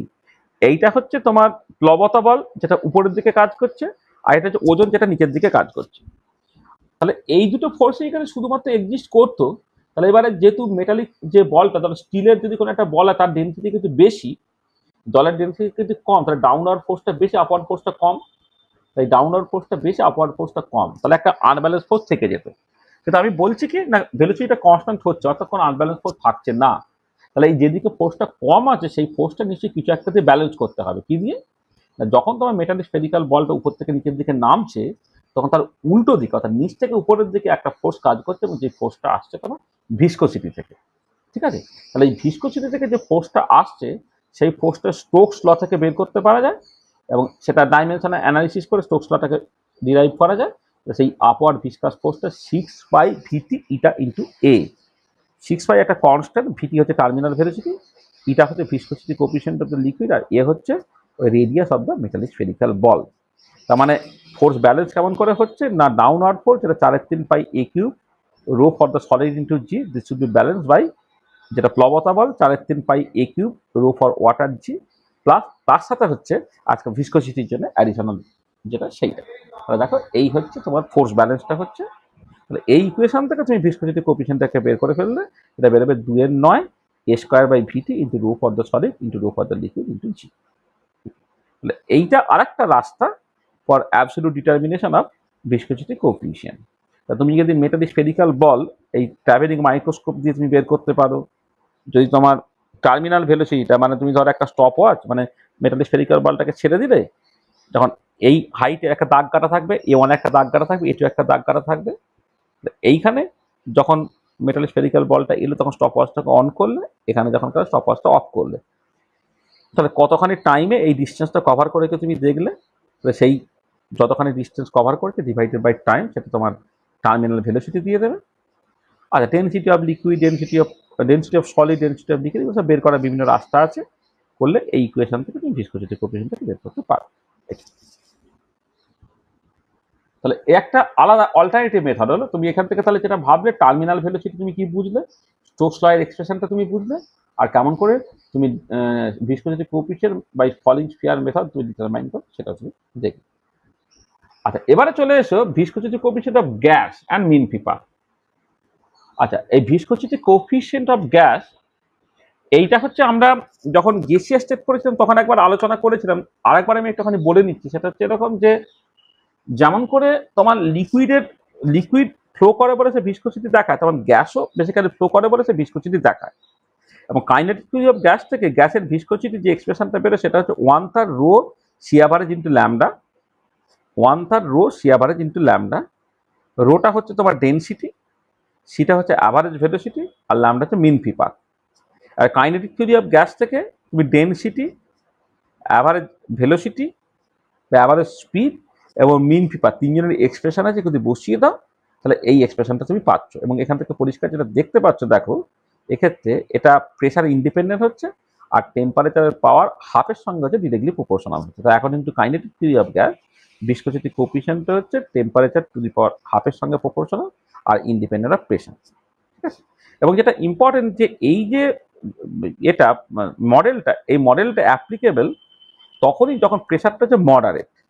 লো প্রেসার, আচ্ছা এখানে কেন ভিসকোসিটিটা অরিজিনেট করছে, তার কারণটা হচ্ছে এই যে বিভিন্ন লেয়ারের যে গ্যাস মলিকুলসগুলো আছে, ধরো এই জেড হাইটে যে মলিকুলগুলো সে ভে ভেলোসিটিতে মুভ করছে, আর জেড প্লাস ল্যামডা হাইটে মলিকুলগুলো V plus del V by del Z into lambda এতখানি ভেলোসিটিতে মুভ করছে। নিচের লেয়ারের মলিকুলগুলো ভেলোসিটি আবার হচ্ছে কম। এবার এই মলিকুলগুলো তারা একটা লেয়ার থেকে আরেক লেয়ারে যাচ্ছে এবং তাকে একে অপরের ধাক্কাধাক্কি করছে। এবার এই লেয়ারের মলিকুলগুলোর ভেলোসিটি কম, মানে তার ভেলোসিটি ভি মানে তার মোমেন্টাম হচ্ছে এম ভি। উপরের লেয়ারটার প্রত্যেকটা মলিকুলের অ্যাভারেজ মোমেন্টাম বেশি হবে, পরেরটা হচ্ছে মোমেন্টাম কম হবে। এবার বিভিন্ন লেয়ারের মলিকুলগুলো একটা থেকে আরেকটা যখন যাচ্ছে তখন একটা মোমেন্টামের ডিফারেন্স ঘটছে। এবার rate of change in momentum per unit time, সেটাই তোমার ফোর্স দিচ্ছে এবং সেটাই ভিসকাস ফোর্সের জন্ম দিচ্ছে। তাহলে বিভিন্ন লেয়ারের মলিকুলের মধ্যে তোমার ওই মোমেন্টামের এক্সচেঞ্জের জন্যই ভিসকোসিটিটা অরিজিনেট করে। এবার মোমেন্টাম এক্সচেঞ্জটা বেশি হবে যখন বিভিন্ন লেয়ারের মধ্যে মলিকুল বেশি বেশি যাতায়াত করতে পারবে, বেশি বেশি যাতায়াত করতে পারবে যখন অ্যাভারেজ ভেলোসিটি বেশি হবে, আর অ্যাভারেজ ভেলোসিটি বেশি হবে যখন টেম্পারেচার বেশি হবে। সেখানে টেম্পারেচার বাড়ালে এই পার্টিকুলার কেসে মানে একটা গ্যাসের ক্ষেত্রে ভিসকোসিটিটা তোমার বাড়ে, ও তার এক্সপ্রেশনটা তুমি দেখতে পেয়েছো। আর এবারে যেটা কথা হচ্ছে যে এই যে কাইনেটিক থিওরি অফ গ্যাসের যে এক্সপ্রেশনটা তুমি পেলে, সেই এক্সপ্রেশনটা হচ্ছে ওই ইন্টারমিডিয়েট প্রেসার এবং আইডিয়াল গ্যাস হলে তখনই সত্যি, কিন্তু বাস্তবে সেটা হয় না। বাস্তবে যেটা দেখতে পাওয়া যায় যে তোমার এই ভিসকোসিটি কোএফিসিয়েন্টটা usually T to the power তোমার এই হাফের সঙ্গে 0.5 সঙ্গে প্রপোর্শনাল না হয়, টি টু দি পাওয়ার 0.7 সঙ্গে প্রপোর্শনাল হয়। মানে মোদ্দা কথা যেটা দাঁড়াচ্ছে যে ভিসকোসিটি কোএফিসিয়েন্ট টেম্পারেচার ডিপেন্ডেন্সটা একটুখানি অন্যরকম। এবং সেটা বিজ্ঞানী সুদারল্যান্ড একটা ইকুয়েশন দিয়েছিলেন যে গ্যাসের ভিসকোসিটিটা k√T/1+c/T এই এরকম দেখতে হয়, যেখানে কে এবং সি দুটো কনস্ট্যান্ট, সেটাকে বলে সুদারল্যান্ড কনস্ট্যান্ট। দেখো যদি সুদারল্যান্ড কনস্ট্যান্টটা তোমার 0 হয়ে যায় তাহলে ইটাটা হচ্ছে k√T, একদম কাইনেটিক থিওরি অফ গ্যাস থেকে যেমন হয় সেরকম। কিন্তু নন আইডিয়াল গ্যাস যদি হয় তাহলে ওটা ওবে করবে না। হ্যাঁ, তখন তোমার এই একটা c/T একটা টার্ম অ্যাডিশনালি তোমার থেকে যাবে। তাহলে এমনিতে কাইনেটিক থিওরি অফ গ্যাস থেকে যদি গ্যাসটাকে আইডিয়াল তুমি ধরে নাও, প্রেসার যদি মোটামুটি ধরে নাও, খুব বেশি না ধরো, তাহলে তোমার ভিসকোসিটি কোএফিসিয়েন্টটা হচ্ছে 1/3 rho c average into lambda হয়, এবং সেখান থেকে ইটাটা প্রেসার ইন্ডিপেন্ডেন্ট এবং টেম্পারেচার টু হাফের সঙ্গে প্রপোর্শনাল। কিন্তু সেই প্রেসার ডিপেন্ডেন্সটা, প্রেসারের প্রতি ইন্ডিপেন্ডেন্স, সেটা শুধুমাত্র মডারেট প্রেসারই সত্যি। হাই প্রেসারে সেটা আইডিয়াল গ্যাস থাকবে না, নন আইডিয়াল হয়ে যাবে, সেই জন্য এটার এক্সপ্রেশনটা সত্যি হবে না। আর যখন তোমার লো প্রেসারে হবে তখন এই দুটো লেয়ারের মলিকুল একে অপরের সঙ্গে ধাক্কাধাক্কি না করে কোনো একটা পার্টিকুলার মলিকুল সরাসরি দেওয়ালে তোমার ধাক্কা দেবে, তখন ওভারঅল প্রেসার অরিজিনেট করবে, সেখান থেকে ভিসকোসিটি অরিজিনেট করবে না। সেই জন্য কাইনেটিক থিওরি অফ গ্যাস থেকে যে ভিসকোসিটি এক্সপ্রেশনটা বেরিয়েছে সেটা মডারেট প্রেসার এবং তোমার আইডিয়াল গ্যাসের জন্যই সত্যি, কিন্তু বাস্তবে তোমার টেম্পারেচার ডিফারেন্স একটু অন্য রকমের, এবং সেটা হচ্ছে K√T/1+C/. আচ্ছা, এবারে কথাটা হচ্ছে গ্যাসের ক্ষেত্রে টেম্পারেচার বাড়লে ভিসকোসিটি বাড়ে, কিন্তু লিকুইডের ক্ষেত্রে অন্য। লিকুইডের ক্ষেত্রে দেখতে পাওয়া যায় যে তোমার কোথাও একটা লেখা থাকে, এই যে পরে আছে। আচ্ছা, লিকুইডের ক্ষেত্রে যেটা দেখতে পাওয়া যায় যে তোমার টেম্পারেচার বাড়ালে কিন্তু ভিসকোসিটিটা অ্যাকচুয়ালি কমে যায়। গ্যাসের ক্ষেত্রে দেখো ভিসকোসিটি ইনক্রিজিং টেম্পারেচার, কিন্তু লিকুইডের ক্ষেত্রে আমি একটু পরে দেখাচ্ছি যে টেম্পারেচার বাড়ালে তোমার ভিসকোসিটিটা কিন্তু তোমার ডিক্রিজ করে যায়। সেটা আগে প্রথমে বলে নিই একটুখানি। দেখো এটা কি করে হচ্ছে সেটা একটুখানি দেখে নিই। সেটা কথা হচ্ছে যে ভিসকোসিটির একটা রেসিপ্রোকাল টার্ম হচ্ছে ফ্লুইডিটি। ফ্লুইডিটি মানে ফ্লো করার এবিলিটি, আর ভিসকোসিটি মানে কি ফ্লো করতে বাধা দিচ্ছে সেটা ভিসকোসিটি। তার অপোজিট বা রেসিপ্রোকালটা হচ্ছে তোমার ফ্লুইডিটি। ফ্লুইডিটি যদি ফাই হয়, ভিসকোসিটি যদি ইটা হয়, তাহলে ফাইটা হচ্ছে 1/η। এবারে কথাটা হচ্ছে যে যখন কোনো একটা লিকুইড ফ্লো করে সামনের দিকে যাবে, তখন তাকে একটা অ্যাক্টিভেশন বেরিয়ার ক্রস করতে হয়। কি যে লিকুইড মলিকুলগুলো তো একে অপরকে অ্যাট্রাক্ট করে আছে, এবার সেইটাকে ওভারকাম করে যদি সামনের দিকে এগোতে হয়, তাহলে একটা অ্যাক্টিভেশন বেরিয়ার তাকে ক্রস করতে হয়। ঠিক আছে, তাহলে এই যে অ্যাক্টিভেশন বেরিয়ার তাকে বলে ভিসকোসিটি অ্যাক্টিভেশন এনার্জি। এবং ওই আরিনিয়াস টাইপের একটা ইকুয়েশন ওবে করে, সেটা হচ্ছে যে ফ্লুইডিটিটা A × e⁻⁻e dagger viscous by RT, এটা হচ্ছে প্রি এক্সপোনেনশিয়াল ফ্যাক্টর, আর ই ডাগার ভিসটা হচ্ছে ভিসকোসিটি অ্যাক্টিভেশন এনার্জি। যেমন করে কেমিক্যাল কাইনেটিক্সে রিয়াকশন থেকে প্রোডাক্টে যেতে গেলে একটা অ্যাক্টিভেশন বেরিয়ার ক্রস করতে হয়, তেমন একই রকম করে একটা ফ্লুইড যখন সামনের দিকে এগোবে, তখন তাকে একটা অ্যাক্টিভেশন বেরিয়ার ক্রস করতে হয়। তো সেই ফ্লুইডিটিটা সেটা এরকম একটা রিলেশন ওবে করছে, A e⁻⁻e dagger viscous by RT। আচ্ছা, এবারে কথাটা হচ্ছে, হ্যাঁ বলছিলাম আমি সাধবিকা জয়েন করতে পারছি না, অনেকক্ষণ ধরে ট্রাই করছে, জয়েন করতে হবে না, জয়েন করতে হবে না, ছেড়ে দেওয়ার সময় হলো, জয়েন করে কি করবে? ও ঠিক সময় জয়েন করেনি কেন, পরের দিন জয়েন করে। দেখ এবারে কি হচ্ছে যে ভিসকোসিটি কোএফিসিয়েন্টটা যেহেতু ফ্লুইডিটির রেসিপ্রোকাল, তাহলে ইটাটা হচ্ছে 1/φ। এবার ফাই যদি A e⁻⁻e dagger viscous by RT হয়, তাহলে তুমি এইটা কি হবে 1/A e⁻e dagger viscous by RT। তুমি লগ নাও, ln নাও, ln এটা হচ্ছে ln 1/A E dagger viscous by RT। আর ln না করে যদি লগ নিতে, তাহলে লগ 10 বেস এটা হচ্ছে log 10 base 1/A plus E dagger viscous by 2.303 × RT। তাহলে এইটাকে তুমি একটা কনস্ট্যান্ট A বলো, এটা কত হয়ে যাচ্ছে log eta equal to A plus E dagger viscous by 2.303 × RT। তাহলে এবারে দেখো যদি লগ ইটা ভার্সেস 1/T তুমি প্লট করো, যার ইন্টারসেপ্টটা এই যে A বা A প্রাইম হয়ে যাচ্ছে, আর সোপটা যেটা সেটা ই ডাগার ভিসকাস বাই 2.303 R হয়ে গেল। সেখান থেকে তুমি এই ভিসকোসিটি অ্যাক্টিভেশন এনার্জিটাকে বের করে ফেলতে হবে, সেটা 2.303 R × স্লোপ। তাহলে এইটা হচ্ছে temperature dependence of viscosity coefficient of fluid. দেখো এল লগ ইটাটা সেটা 1/T বাড়ার সাথে সাথে বাড়ছে, তার মানে 1/T বাড়ার সাথে সাথে লগ ইটা বাড়ে, তাহলে টেম্পারেচার বাড়ানোর সাথে সাথে লগ ইটা বা ইটা বেসিক্যালি কমবে। এটা তার মানে ফ্লুইডিটিটা সেটা হচ্ছে টেম্পারেচার বাড়ালে হচ্ছে তো কমে, সরি আবার ভুল বলছি, যে 1/T বাড়ার সাথে সাথে লগ ইটাটা বাড়ছে, তার মানে টি বাড়ার সাথে সাথে লগ ইটাটা কমবে। তার মানে টেম্পারেচার বাড়ালে তোমার ভিসকোসিটিটা কমে যাচ্ছে। কেন ভিসকোসিটি কমে যাচ্ছে? কারণ ফ্লুইডিটিটা বেড়ে যাচ্ছে। কেন ফ্লুইডিটি বেড়ে যাচ্ছে? কারণ টেম্পারেচার বাড়ালে অ্যাক্টিভেশন বেরিয়ারটাকে ক্রস করা সহজ হচ্ছে। টেম্পারেচার বাড়ালে ভিসকোসিটি অ্যাক্টিভেশন বেরিয়ারটা ওভারকাম করা সহজ, ওভারকাম করা যদি সহজ হয়ে যায়, তাহলে অটোমেটিক্যালি হচ্ছে ফ্লুইডিটি বেড়ে যাচ্ছে। ফ্লুইডিটি রেসিপ্রোকাল যদি ভিসকোসিটি, তাহলে ভিসকোসিটি তোমার বেসিক্যালি কমে যাচ্ছে। তাহলে গ্যাসের ক্ষেত্রে টেম্পারেচার বাড়ালে ভিসকোসিটিটা বাড়ে, কিন্তু লিকুইডের ক্ষেত্রে টেম্পারেচার বাড়ালে ভিসকোসিটিটা কমে। তাহলে এই টেম্পারেচার ডিপেন্ডেন্সটা তোমাকে ভালো করে একটু বুঝতে হবে আর কি। এবং যখন নিউমেরিক্যাল প্রবলেম করতে হয়, এখান থেকে প্রচুর নিউমেরিক্যাল প্রবলেম দেয়। যখন টেম্পারেচার T1 তখন ধরে নাও ভিসকোসিটি কোএফিসিয়েন্ট η1, যখন টেম্পারেচার T2 ধরে নাও ভিসকোসিটি কোএফিসিয়েন্ট η2। তাহলে এই ইকুয়েশন থেকে, এই যে ইকুয়েশনটা, বাবা জ্বালিয়ে মারলে, এত পরে জয়েন করবে। আর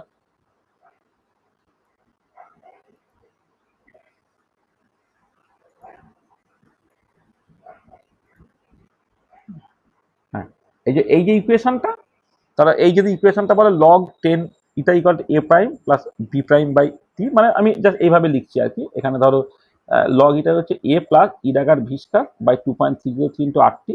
তাহলে এবার টেম্পারেচার T1 হলে ভিসকসিটি কোএফিসিয়েন্ট ইটা 1, টেম্পারেচার T2 হলে ভিসকসিটি কোএফিসিয়েন্ট ইটা 2, সেগুলো তুমি বসাও।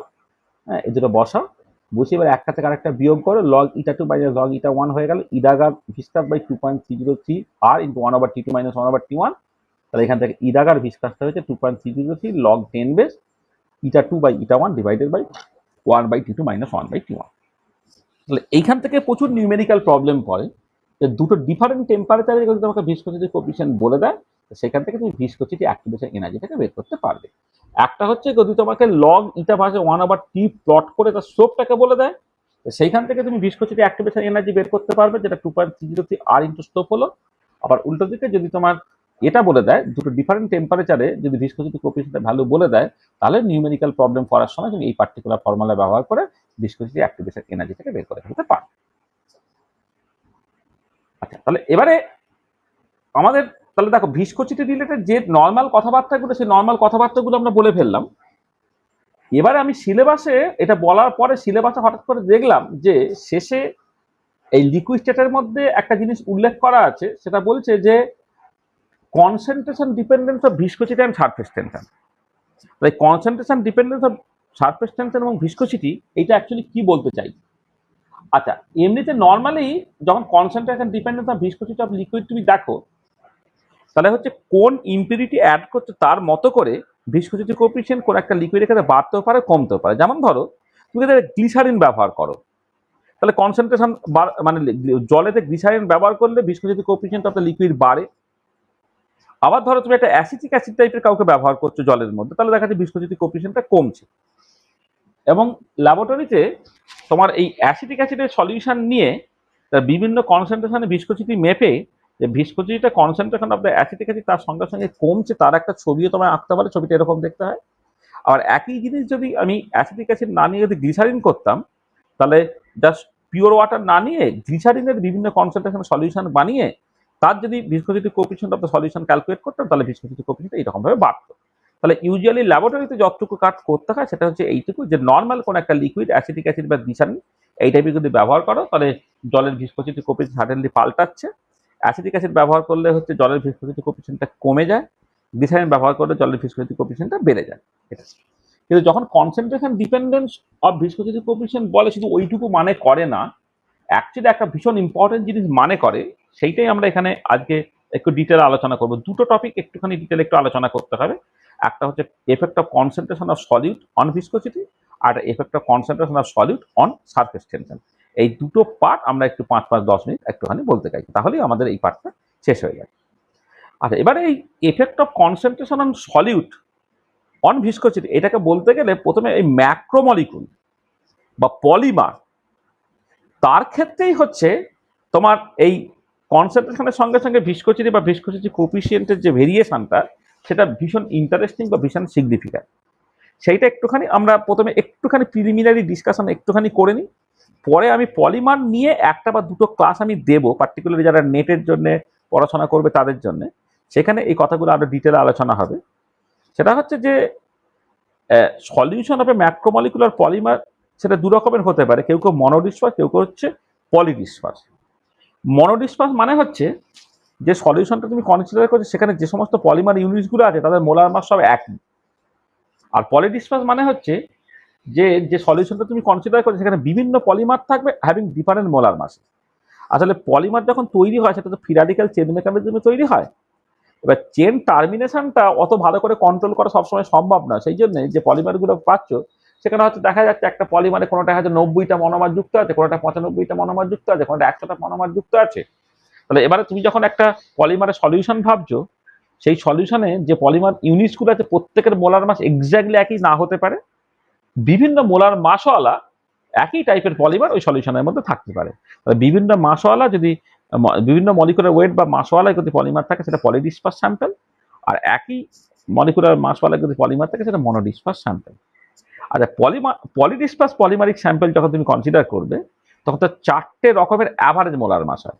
যেহেতু সমস্ত পলিমার ইউনিটগুলোর মোলার মাস একই না, তাহলে একটা অ্যাভারেজ বের করতে হবে। তাহলে 4 রকমের অ্যাভারেজ মোলার মাস হতে পারে। একটা হচ্ছে নাম্বার অ্যাভারেজ মোলার মাস, একটা হচ্ছে ওয়েট অ্যাভারেজ মোলার মাস, একটা হচ্ছে ভিসকোসিটি অ্যাভারেজ মোলার মাস, একটা সেডিমেন্টেশন অ্যাভারেজ মোলার মাস। প্রত্যেকটা বিভিন্ন বিভিন্ন ডেফিনেশন আছে, সেগুলো এখন আর ডিটেলে আলোচনা করছি না, এগুলো আমরা পলিমের যখন বলবো তখন আমরা বুঝবো। এবং যেটা দেখতে পাওয়া যায় নাম্বার অ্যাভারেজ থেকে ভিসকোসিটি অ্যাভারেজ বেশি, ভিসকোসিটি অ্যাভারেজ থেকে ওয়েট অ্যাভারেজ বেশি, ওয়েট অ্যাভারেজ থেকে হচ্ছে তোমার জেড অ্যাভারেজ বা সেডিমেন্টেশন অ্যাভারেজটা হচ্ছে তোমার বেশি হয়। ছবিতে সেটা আমি জাস্ট দেখিয়েছি। এবার এর মধ্যে ভিসকোসিটি অ্যাভারেজ মোলার মাসটা তুমি কেমন করে বের করবে সেইটা আমাদের এখানে একটা আলোচনা করে নিতে হবে। আমাদের যেহেতু ভিসকোসিটির মধ্যে এটা পড়ে যাচ্ছে, সেখানে এটা আমরা আলোচনা করছি, এবং সেখান থেকেই হচ্ছে concentration dependence of viscosity coefficient সেটাও আমার বুঝতে পারা যাবে। আচ্ছা, তার জন্য আমি যেটা করছি সেটা হচ্ছে, ধরো না পলিমারিক স্যাম্পেল যেটা তার ভিসকোসিটি তুমি মেজার করলে সেটা ধরো না ইটা সলিউশন। আচ্ছা, relative viscosity coefficient of polymer solution সেটা এরকম, ইটা রিলেটিভটা হচ্ছে ইটা সলিউশন বা ইটা সলভেন্ট। যদি অ্যাকোয়াস সলিউশন তুমি কনসিডার করো, তাহলে পলিমারিক যে সলিউশন তার ভিসকোসিটি কোএফিসিয়েন্ট ডিভাইডেড বাই জলের যে ভিসকোসিটি কোএফিসিয়েন্ট হচ্ছে রিলেটিভ ভিসকোসিটি কোএফিসিয়েন্ট, যেটা যেমন করে তুমি অসল ভিসকোমিটার দিয়ে বের করতে পারো সেরকম করতে পারবে। আর এবারে দেখতে পাওয়া যায় রিলেটিভ যে ভিসকোসিটি কোএফিসিয়েন্টটা তার কনসেন্ট্রেশন, সেটা কনসেন্ট্রেশন ডিপেন্ডেন্স এরকম দেখতে, একটা ভিরিয়াল ইকুয়েশন টাইপের। ইটা রিলেটিভ হচ্ছে 1 plus eta into c plus হচ্ছে alpha into c square plus beta into c cube plus dot dot dot dot. এবারে যদি কনসেন্ট্রেশনটা লো হয়, যাতে করে সি স্কোয়ার সি কিউব এইগুলোকে তুমি ইগনোর করতে পারো, তাহলে কি দাঁড়াচ্ছে ইটা রিলেটিভটা 1 প্লাস এই থার্ড ব্র্যাকেটের মধ্যে ইটা ইন্টু সি হলো, ইটা রিলেটিভ -1 বাই সি যদি করো তাহলে সেটা হচ্ছে এটা, ও সরি আমি এখানে শুধুমাত্র এইটাকে বাদ দিচ্ছি, মানে বিটা সি কিউব টার্মটাকে বাদ দিচ্ছি। তা বিটা সি কিউব টার্মটাকে যদি বাদ দিয়ে দেয় তাহলে ইটা রিলেটিভ -1 বাই সি করলে এটা ইটা হচ্ছে প্লাস আলফা ইন্টু সি হচ্ছে। তাহলে দেখো এই যে পার্টটা ইটা রিলেটিভ -1 বাই সি, এইটাকে যদি তুমি প্লট করো উইথ রেসপেক্ট টু সি, তাহলে কি হচ্ছে, একটা স্ট্রেট লাইন হচ্ছে যার ইন্টারসেপ্টটা হচ্ছে এই থার্ড ব্র্যাকেটের মধ্যে ইটা, একে বলা হয় ইন্ট্রিনজিক ভিসকোসিটি কোএফিসিয়েন্ট। তাহলে এটা হচ্ছে ইন্ট্রিনজিক ভিসকোসিটি কোএফিসিয়েন্ট। তার মানে তুমি ইটা রিলেটিভ -1 বাই সি এই পার্টটাকে প্লট করছে as a function of concentration, তার একটা স্ট্রেট লাইন পাচ্ছে, তার ইন্টারসেপ্টটা সেটাকে বলা হচ্ছে ইন্ট্রিনজিক ভিসকোসিটি কোএফিসিয়েন্ট। এবং এটা কখন পাবে, যখন দেখো কনসেন্ট্রেশনটা খুব কম আর কি, তখন তুমি ইন্টারসেপ্টটা পাবে, সেটা ইন্ট্রিনজিক ভিসকোসিটি কোএফিসিয়েন্ট হচ্ছে এটা। এবার এই যে ইন্ট্রিনজিক ভিসকোসিটি কোএফিসিয়েন্টটা হলো, দেখা যায় যে ইন্ট্রিনজিক ভিসকোসিটি কোএফিসিয়েন্টটা এই ভিসকোসিটি অ্যাভারেজ মোলার মাসের সঙ্গে এইরকম ভাবে রিলেটেড। Intrinsic viscosity coefficient K into এই viscosity average molar mass divided by m0। এটা ইউনিটলেস করার জন্য একটা m0 দেওয়া হয়েছে, যেটা হচ্ছে 1 গ্রাম পার মোল টু দি পাওয়ার a। এইটা, এই যে ইকুয়েশনটাকে বলা হয়েছে মার্ক কুন হুইং সাকুরদা ইকুয়েশন। বড় নাম মনে থাকবে না, মার্ক কুন হুইং সাকুরদা ইকুয়েশন। এই ইকুয়েশনটা যে intrinsic viscosity coefficient viscosity average molar মাসের সঙ্গে এইরকম ভাবে রিলেটেড। হ্যাঁ, সেটা হচ্ছে এরকম K MV bar by m0 to the power a। এই m0টা হচ্ছে 1 গ্রাম পার মোল, সেটাকে ইউনিটলেস করার জন্য। আর এটা তুমি লগ নাও তাহলে কি হবে, লগ ইটা হয়ে গেল কত, মানে ln ইটা হয়ে গেল কত, ln K plus a into ln mv bar by m0। এবারে তোমাকে একটা ক্যালিব্রেশন কার্ভ তৈরি করতে হয়, সেটা হচ্ছে যে মোলার মাস জানা আছে, মানে এমভি বার জানা আছে, এরকম বেশ কিছু পলিমারিক স্যাম্পেল নিয়ে তার ইন্ট্রিনজিক ভিসকোসিটি কোএফিসিয়েন্ট তুমি ক্যালকুলেট করো, করে ln eta versus ln mv bar by m0 তুমি প্লট করো। প্লট করে একটা স্ট্রেট লাইন পাওয়া যাবে যার ইন্টারসেপ্ট হচ্ছে ln কে, স্লোপটা হচ্ছে a। তাহলে সেখান থেকে কে এবং a এগুলো তুমি বের করে নাও। এবারে তোমার আননোন যে পলিমারিক স্যাম্পেলটা আছে, যার কে এবং এ অলরেডি আমার জানা হয়ে গেছে, এবার তুমি ইন্ট্রিনজিক ভিসকোসিটি কোএফিসিয়েন্টটাকে বের করতে পারলেই হচ্ছে সেইখান থেকে তোমার ভিসকোসিটি অ্যাভারেজ মোলার মাসটাকে বের করতে পারবে। মানে ধরো আমি যদি এখন এই যে ছবিটাতে ক্যালিব্রেশন কার্ভ বলা হয়, যে ক্যালিব্রেশন কার্ভটা আমি কি করে পেলাম না, কতগুলো মোলার মাস জানা আছে এরকম পলিমারিক স্যাম্পেল নিয়েছে, তার ইন্ট্রিনজিক ভিসকোসিটি কোএফিসিয়েন্টটাকে ক্যালকুলেট করেছে, ln eta versus ln mv bar by m0 plot করেছে, একটা স্ট্রেট লাইন আছে, এটা ক্যালিব্রেশন কার্ভ। এবারে তোমার একটা আননোন স্যাম্পেল, তার ইন্ট্রিনজিক ভিসকোসিটি কোএফিসিয়েন্ট জানলে তার ln ইটা পেয়ে যাবো, তার যে করেসপন্ডিং যে এক্স অ্যাক্সিস যে ভ্যালুটা সেটা ln mv bar by m0, সেখান থেকে mv বারটা পেয়ে যাবো। ইন আদার ওয়ে তুমি এই ইকুয়েশনে বসাতেও পারো যে ইন্ট্রিনজিক ভিসকোসিটি কোএফিসিয়েন্ট আননোন যে পলিমারিক সলিউশনটা আছে তার জন্য আমি এটাকে মেজার করে ফেললাম।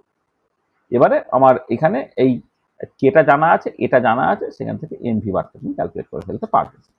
এই যে রাস্তাটা, তার একটা ম্যাক্রোমলিকুল বা পলিমার স্যাম্পেল, তার ভিসকোসিটি অ্যাভারেজ মোলার মাসটা তুমি এই রকম ভাবে ডিটারমাইন করে ফেলতে পারলে তার মেকানিজমটা বললাম। এবং এখান থেকে দেখো পরিষ্কার দেখতে পাওয়া যাচ্ছে যে viscosity coefficient of A polymer বা ম্যাক্রোমলকো সেটা কনসেন্ট্রেশনের সঙ্গে রিলেটেড। এবং কেমন করে রিলেটেড, কারণ তুমি এই যদি এই ইটা রিলেটিভ -1 বাই ইটা, যেখানে ইটা রিলেটিভটা হচ্ছে ইটা মাইনাস ইটা জিরো আর কি, মানে ইটা ইটা জিরোটা হচ্ছে ইটা ফর দ্য সলভেন্ট, যদি তুমি বসাও তাহলে প্লট করলে দেখো এইরকম একটা স্ট্রেট লাইন পাচ্ছে, কারণ ইন্টারসেপ্ট হচ্ছে ইন্টিনজিভ ভিসকোসিটি কোফিশিয়েন্ট এটা, আর স্লোপটা যেখানে আলফা বলা হচ্ছে, তোমার পরিষ্কার বোঝা যাচ্ছে যে viscosity coefficient of polymeric sample বা ম্যাক্রোমলিকুল সেটা কনসেন্ট্রেশনের সঙ্গে কেমন করে ভ্যারি করছে।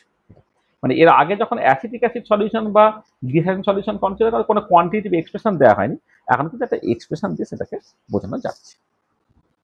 এইটা হচ্ছে concentration dependent of viscosity coefficient of a liquid. আচ্ছা, আর একটা তোমাকে দেখে দিতে হবে, সেটাও দেখলাম যে আমি সিলেবাস আছে, এটাও আমাদের ভালো করে পড়ার বেসিক্যালি স্কোপ থাকবে যখন আমরা অ্যাবজর্পশন পড়বো। তখন এই সলিডের অ্যাবজর্পশন আর লিকুইড সারফেস, এমনি গ্যাসের অ্যাবজর্পশন আর সলিড সারফেস সেরকম তো ফ্রেন্ডলিক অ্যাডজর্পশন আইসোথাম, ল্যাংমুর অ্যাডজর্পশন আইসোথাম, বিইটি অ্যাডজর্পশন আইসোথাম সেগুলো আছে, কিন্তু তোমার সলিডের অ্যাডজর্পশন অন লিকুইড সারফেস সেখান থেকে তুমি গিভস অ্যাডজর্পশন আইসোথাম বলে একটা জিনিস পাও। এই গিভস অ্যাডজর্পশন আইসোথাম বেসিক্যালি তোমায় ঠিক করে দেয় যে কেমন করে সারফেস টেনশনটা যে সলিডটা অ্যাড করছে তার নেচার এবং কনসেন্ট্রেশনের উপরে কেমন করে ডিপেন্ড করছে। আচ্ছা, গিভস অ্যাডজর্পশন আইসোথামটা হচ্ছে এরকম, D gamma by D CT equal to minus RT by CT into gamma T. আর এখানে প্রত্যেকটা টার্মের মানে একটুখানি বলে দিই। গামাটা হচ্ছে সারফেস টেনশন, সিটু হচ্ছে কনসেন্ট্রেশন অফ দ্য সলিড, টিটা হচ্ছে টেম্পারেচার। এবার ইটা টুটা কি, ইটা টুটাকে বলা হয় surface excess concentration. Surface excess concentration মানে হচ্ছে যে তোমার ইউজুয়ালি দেখো বাল্ক আর সারফেসে তুমি কনসিডার করো, বাল্কের তুলনায় সারফেসে কোন একটা সলিউটের পরিমাণ বেশি থাকতে পারে বা কম থাকতে পারে। এবারে তোমার যেটা আমরা করব যে কতখানি অ্যামাউন্ট তোমার বেসিক্যালি সারফেসে আছে মাইনাস কতখানি অ্যামাউন্ট বাল্কে আছে divided by area of cross section, সেটা তোমার দিয়ে দেবো সারফেস এক্সেস কনসেন্ট্রেশন। আর এই সারফেস এক্সেস কনসেন্ট্রেশন কোয়ালিটেটিভলি বুঝে নাও যে যদি কেউ বাল্কের তুলনায় সারফেসে বেশি থাকে তার সারফেস এক্সেস কনসেন্ট্রেশন পজিটিভ ধরবো, আর যখন সারফেসের তুলনায় বাল্কে তার থাকার টেন্ডেন্সি বেশি তাকে সারফেস এক্সেস কনসেন্ট্রেশনটা নেগেটিভ ধরবো।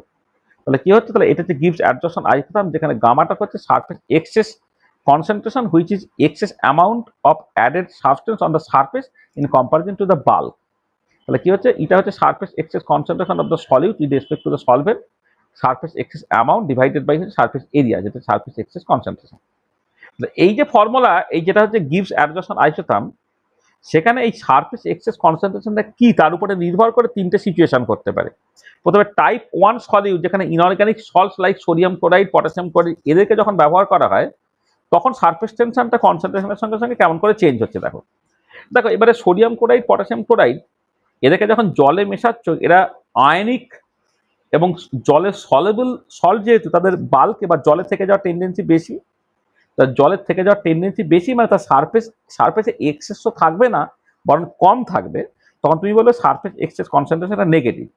তাহলে দেখো অলরেডি একটা নেগেটিভ সাইন ছিল, আর সারফেস এক্সেস কনসেন্ট্রেশন গামাটা যদি নেগেটিভ হয়ে যায়, নেগেটিভ নেগেটিভ মিলে পজিটিভ হয়ে গেল, তখন d gamma by D c টুটা গ্রেটার দ্যান জিরো হয়ে গেল।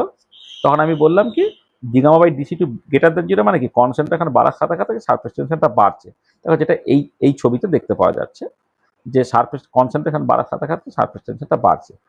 এই যে প্যারালাল লাইনটা হচ্ছে পিওর সলভেন্টের জন্য, কিন্তু এক্ষেত্রে দেখো যদি একটা সোডিয়াম ক্লোরাইড বা পটাশিয়াম ক্লোরাইড সলিউশন তুমি দাও, তার কনসেন্ট্রেশন যত বাড়বে তত সলিউশনে তোমার সারফেস টেনশনটা বাড়ছে। আচ্ছা, টাইপ 2 কি হচ্ছে না, টাইপ 2 তুমি স্মল আর medium length organic molecules having a polar head, কিছু কার্বক্সিলিক অ্যাসিড, কিছু অ্যালকোহল বা ফেনল, কিছু সালফোনিক অ্যাসিড ইত্যাদি তুমি ব্যবহার করছো। আর এদের ক্ষেত্রে একটা পোলার হেড আছে বলে সে পোলার সলভেন্ট জলেতে থাকতে চাইবে, আর একটা হাইড্রোকার্বন পার্ট আছে সে জলে থাকতে চায় না বলে জলের বাইরে থাকার চেষ্টা করবে। ঠিক আছে, তাহলে এদের ক্ষেত্রে দেখো বাল্কের তুলনায় সারফেসে থাকা সম্ভব, সারফেসে থাকার পসিবিলিটি বেশি, কারণ পোলার হেডটা যে পোলার সলভেন্ট বা জলের দিকে নুইয়ে রাখবে, আর হাইড্রোফোবিক পার্টটা সেটা হচ্ছে জলের বাইরে লাগবে আর কি, তার সারফেস এক্সেস কনসেন্ট্রেশনটা পজিটিভ। আর সারফেস এক্সেস কনসেন্ট্রেশনটা যদি পজিটিভ হয় তাহলে এই যে gives adsorption isotherm gamma two যদি পজিটিভ হয়, D gamma by D C two হচ্ছে নেগেটিভ হয়ে গেল, আর D gamma by DC two negative হয়ে গেল, মানে surface tension decrease with increasing concentration. এবং দেখো এই 2 নম্বর সিচুয়েশনে টাইপ 2 বেসিক্যালি এই সিচুয়েশনটা হয়েছে, এই যে এইটা, যেখানে দেখো কনসেন্ট্রেশন বাড়ার সাথে সাথে সারফেস টেনশনটা কমছে। আচ্ছা, একটা স্পেশাল কাইন্ড অফ কিছু সাবস্টেন্স আছে যারা basically salts of carboxylic acid বা sulphuric acid, carboxylic acid sodium বা পটাশিয়াম সল্টস হচ্ছে সোপস, আর সালফোরিক অ্যাসিডে সোডিয়াম বা পটাশিয়াম সল্ট হচ্ছে তোমার ডিটারজেন্ট, মানে সোপ বা ডিটারজেন্ট যখন তুমি ব্যবহার করছো, এদের ক্ষেত্রে এই পোলার হেডটা হচ্ছে COO মাইনাস বা SO3 মাইনাস, এবং তারা আয়নিক আর কি, মানে এদের ক্ষেত্রে এই যে সল্টস অফ কার্বক্সিলিক অ্যাসিড বা সালফোরিক অ্যাসিড হচ্ছে আয়নিক পোলার হেড থাকে আর কি।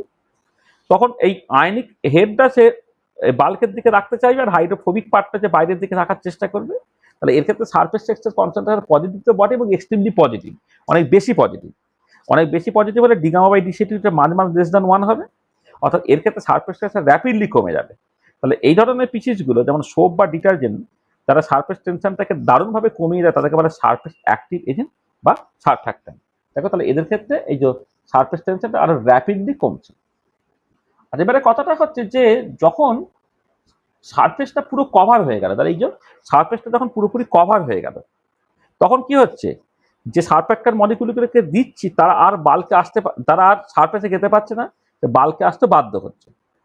আর বাল্কে যখন আসবে, প্রথমে দেখো এর যেহেতু হাইড্রোফোবিক চেনটা আছে, সে জলের মধ্যে জলটাকে থাকতে দিতে চায় না, কারণ তখন একটা হাইড্রোফোবিক ইন্টারাকশন হয়, সেটা বেসিক্যালি আনফেভারেবল। সেই জন্য এরা কি করে, একটা সলভেন্ট কেজের মধ্যে এক একটা তোমার সারফ্যাক্টর মলিকুল থেকে যায়। এবার কনসেন্ট্রেশনে সাফিসিয়েন্টলি বেশি হলে যেটা দেখতে হয়, যে একটা বড় সলভেন্ট কেজ তৈরি করে সমস্ত সারফ্যাক্টর মলিকুলগুলো, মানে অনেকগুলো সারফ্যাক্টর মলিকুল এক একটা সলভেন্ট কেজের মধ্যে ঢুকে যায়।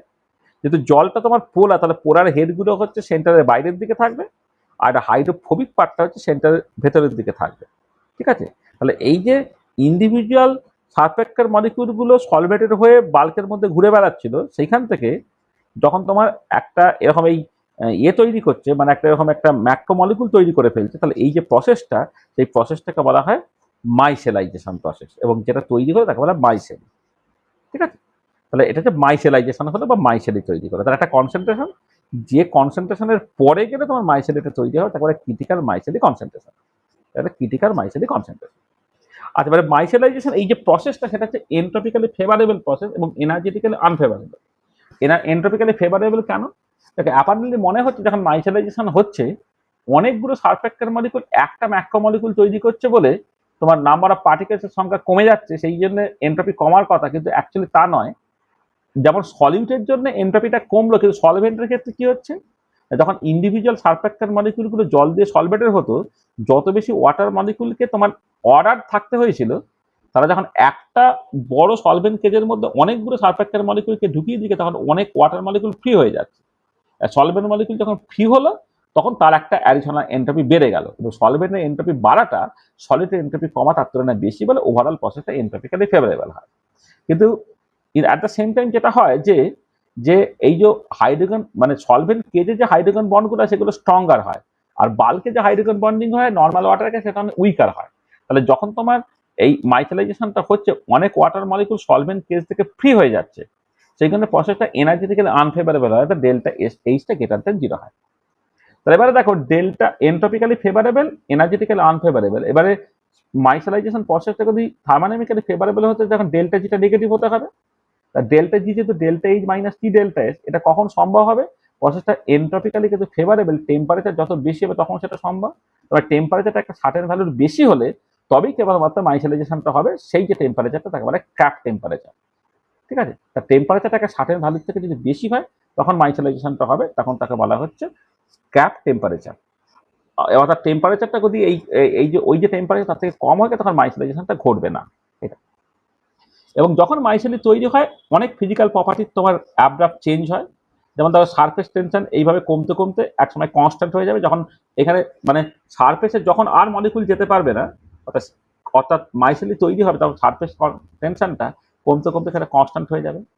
আর এবার মাইসেলি তৈরি হয়ে গেলে কি হয়, তোমার সারফেস টেনশন যখন প্রচন্ড কমে যাচ্ছে, তখন তার ডিটারজেন্সিটা অনেকটা বেড়ে যাবে, কারণ ডিটারজেন্সিটা সারফেস টেনশনের ইনভার্সলি প্রপোর্শনাল। সারফেস টেনশন যার কম, তার যত কমাতে পারবে তার ডিটারজেন্সিটা তত বেশি। এইটা আচ্ছা, এবারে পার্টিকেলের সংখ্যা যখন ম্যাক্রোমলিকুল তৈরি ওভারঅল পার্টিকেলের সংখ্যা যেহেতু কমে যাচ্ছে, সেখানে অসমোটিক প্রেসার বা অন্যান্য কোয়ালিটেটিভ প্রপার্টিসগুলো ক্রিটিক্যাল এমনিতে কনসেন্ট্রেশন বাড়ার সাথে সাথে বাড়তো, কিন্তু ক্রিটিক্যাল মাইসেলি কনসেন্ট্রেশনে পৌঁছে যাওয়ার পরে সে কনস্ট্যান্ট হয়ে যাওয়ার চেষ্টা করবে। আচ্ছা, মোলার মানে কন্ডাক্টিভিটি যেগুলো, মানে এমনিতে এমনিতে ধরো মোলার কন্ডাক্টিভ বা স্পেসিফিক কন্ডাক্ট, মানে মানে মোলার কন্ডাক্টিভিটি মানে ইকুইভ্যালেন্ট কন্ডাক্টর যেটা আমি বলছি আর কি। ইকুইভ্যালেন্ট কন্ডাক্টরসটা সেটা কি হচ্ছে না, তোমার ইকুইভ্যালেন্ট কন্ডাক্টরসটা দেখো তোমার এই যে কনসেন্ট্রেশন বাড়ার সাথে সাথে প্রথমে হচ্ছে স্লোলি কমছিল, তারপরে ক্রিটিক্যাল মাইসেলি কনসেন্ট্রেশনে পৌঁছে যাওয়ার পর র্যাপিডলি কমবে। আর উল্টো দিকে কন্ডাক্টিভ স্পেসিফিক কন্ডাক্টর বা কন্ডাক্টরসটা সেটা কি হচ্ছে, তোমার মাইসেলাইজেশনের মানে যখন প্রথম কনসেন্ট্রেশন বাড়ার সাথে সাথে বাড়ছে, মাইসেলাইজেশন হয়ে যাওয়ার পরে সে বেসিক্যালি কনস্ট্যান্ট হয়ে যাওয়ার চেষ্টা করবে। তাহলে দেখো এই যে ফিজিক্যাল প্রপার্টিসগুলো, সেই ফিজিক্যাল প্রপার্টিসগুলো ক্রিটিক্যাল মাইসেলি কনসেন্ট্রেশনে যাওয়ার পরে কেমন করে চেঞ্জ হচ্ছে, সেটা নেটে 1 বছর পড়েছে, তাহলে সেই ছবিগুলো তুমি একটুখানি মাথায় রাখবে। এটা তাহলে এই যে জায়গাটা, এই যে তোমার গিভস অ্যাবজর্পশন আইসোথার্ম এবং সেখান থেকে বিভিন্ন টাইপের সলিউট, তার উপরে নির্ভর করে কেমন করে কনসেন্ট্রেশনগুলো চেঞ্জ হচ্ছে আর কি। এই জায়গাটা আমাদের লিকুইড স্টেটের মধ্যে জ্যামের সিলেবাসে আছে বলে আমরা এটা জাস্ট একটু তাড়াতাড়ি করে বলে নিলাম। টাইপ 1, টাইপ 2, টাইপ 3 বলতে তুমি কি বুঝছো, সারফেস অ্যাক্টিভ এজেন্ট কি, তারপরে তোমার হচ্ছে ক্রিটিক্যাল মাইসেলি কনসেন্ট্রেশন কাকে বলে, ক্র্যাক টেম্পারেচার কাকে বলে, ইত্যাদি ইত্যাদি ফিজিক্যাল প্রপার্টিগুলো যখন ক্রিটিক্যাল মাইসেলি কনসেন্ট্রেশনটা আসছে কেমন করে চেঞ্জ হচ্ছে, প্রসেসটা কেন এন্ট্রপিক্যালি ফেভারেবল, কেন এনার্জেটিক্যালি আনফেভারেবল। হ্যাঁ, এই যে জায়গাগুলো আমি এখানে একটুখানি আলোচনা করে দিলাম, কিন্তু এই জায়গাটা আরেকবার আলোচনা করার তোমার স্কোপ পাবে, যেখানে তোমার অ্যাবজর্পশন আমাদের পড়া হবে। সেই অ্যাবজর্পশনের ক্ষেত্রে হচ্ছে এই পার্টটা আরেকবার আমাদের পড়ার স্কোপ থাকবে, যেখানে আমাদের এই গিভস অ্যাবজর্পশন একদম ডেরিভেশন করে সেইখান থেকে তোমার এই মাইসেলাইজেশন এই প্রসেসগুলো বা তোমার এই সারফেস টেনশনের variation with respect two concentration সেটা আলোচনার জায়গা থাকবে। এইটা তাহলে এই হচ্ছে আমাদের মূলত জিনিসটা। এবারে আমি যখন এমসিকিউ তোমাদের দেবো দেখবে, সেখানে একটা পার্টিকুলার টাইপের প্রবলেম দেখলাম আছে, সেটা যদি এখন সিলেবাসে উল্লেখ করা নাই, সেটা হচ্ছে প্যারাকোর ভ্যালু। এই প্যারাকোর ভ্যালুটা যেটা সারফেস টেনশনের মধ্যে বলে দেওয়া উচিত ছিল, প্যারাকোর ভ্যালু দিয়ে যদি নিউমেরিক্যাল প্রবলেমটা, তার ফর্মুলাটা হচ্ছে এইটা, পি সমান গামা টু দি পাওয়ার 1/4 ইন্টু M by rho liquid minus rho vapour. এখানে এমটা হচ্ছে মোলার মাস, রো লিকুইডটা হচ্ছে লিকুইডের ডেনসিটি, রো ভেপারটা হচ্ছে ভেপারের ডেনসিটি যখন ইকুইলিব্রিয়ামে থাকে, মানে ভেপার ডেনসিটি আর কি। আর এইটা হচ্ছে তোমার সারফেস টেনশন গামাটা। তাহলে এইখান থেকে একটা প্যারাকোর ভ্যালু তোমাকে বের করতে হয়, যেটা বিভিন্ন লিকুইডের ক্ষেত্রে বিভিন্ন। আমি দেখলাম যে এমসিকিউ গুলো তোমাদের দেবো সলভ করার জন্য, সেইখানে দেখবে প্যারাকোর ভ্যালু দিয়ে কিন্তু প্রবলেম আছে। এবার তুমি জ্যামের সিলেবাসটা ভালো করে দেখে নাও, দেখে নিয়ে তুমি দেখবে যে লিকুইড স্টেট দিয়ে যা যা আলোচনা করার কথা আমরা সবটাকে আলোচনা করে দিয়েছি। তাহলে এই হচ্ছে আমাদের লিকুইড স্টেট দিয়ে যেটা বলার ছিল। তাহলে দেখো, তাহলে আমরা লিকুইড স্টেটের দুটো ইম্পর্টেন্ট টপিক, একটা হচ্ছে ভিসকোসিটি, একটা হচ্ছে সারফেস টেনশন। আজকে ভিসকোসিটি আলোচনা করলাম, আগের দিন আমরা সারফেস টেনশন আলোচনা করেছিলাম। ভিসকোসিটি যে আলোচনা হয়েছে সেখানে পয়সোলিড ইকুয়েশন বা তোমার ডাইমেনশনাল অ্যানালিসিস করে কিভাবে স্টোকস ল ডিরাইভ করবো, ডাইমেনশনাল অ্যানালিসিস করে কেমন তুমি ক্রিটিক্যাল ভেলোসিটি এক্সপ্রেশন বের করবে, এই টাইপের 3-4টে একটুখানি ডিটেল ডেরিভেশনের যে কিছু জায়গা আছে, বা কাইনেটিক থিওরি অফ গ্যাস থেকে তুমি গ্যাসের ভিসকোসিটি কোএফিসিয়েন্টের এক্সপ্রেশন কি করে বের করবে, এই ধরনের 2-4টে ডেসক্রিপটিভ জিনিস আছে যেগুলো যারা ইউনিভার্সিটি এক্সাম দেবে তাদের জন্য আমি ওই পার্টটা আলাদা করে একদিন বলে দেবো। কিন্তু জ্যাম বা নেট বা এই ধরনের পরীক্ষার জন্য তো তোমাকে জিনিসটাকে সামারাইজ করতে হবে, তবু আমি এক্সটেন্সিভলি ব্যাপারটাকে সামারাইজ করে দিয়েছি। এবং সিলেবাসের মধ্যে যেহেতু concentration dependence of viscosity coefficient এবং সারফেস টেনশন আছে, সেই জন্য আমরা ধরো হয়তো ভিসকোসিটি অ্যাভারেজ মোলার মাসটা তোমার ম্যাক্রোমলিকিউল বা পলিমার যেখানে পড়া হবে সেখানে এটা করার কথা, বা তোমার এই যে মাইসেলি তৈরি হওয়া বা সারফেস টেনশনের যে কনসেন্ট্রেশন ডিপেন্ডেন্স, সেটা হচ্ছে গিভস অ্যাবজর্পশন আইসোথার্ম, যেখানে অ্যাবজর্পশন পড়া হবে সেখানে পড়ার কথা। ওই দুটো টপিক হয়তো অন্য জায়গায় ইউজুয়ালি টেক্সটে পড়ানো হয়, কিন্তু আমরা এখানে আলোচনা করলাম কারণ লিকুইড স্টেটের মধ্যে ওই দুটো পার্টস উল্লেখ করা আছে বলে। তাহলে এই লিকুইড স্টেটটা আমাদের হয়ে গেল। এবার আমি তোমাদের কোশ্চেন ব্যাংক দিয়ে দেবো। হ্যাঁ, সেই কোশ্চেন ব্যাংক থেকে তুমি জাস্ট যে প্রিভিয়াস ইয়ার্সের পড়া কোশ্চেন এবং মানে আরও তার সঙ্গে আরও এক্সটেন্সিভ কোশ্চেন, যেমন করে আমি কেমিক্যাল কাইনেটিক্স বা গ্যাসিয়াস স্টেটে দিয়েছি, সেগুলো আমি দিয়ে দেবো।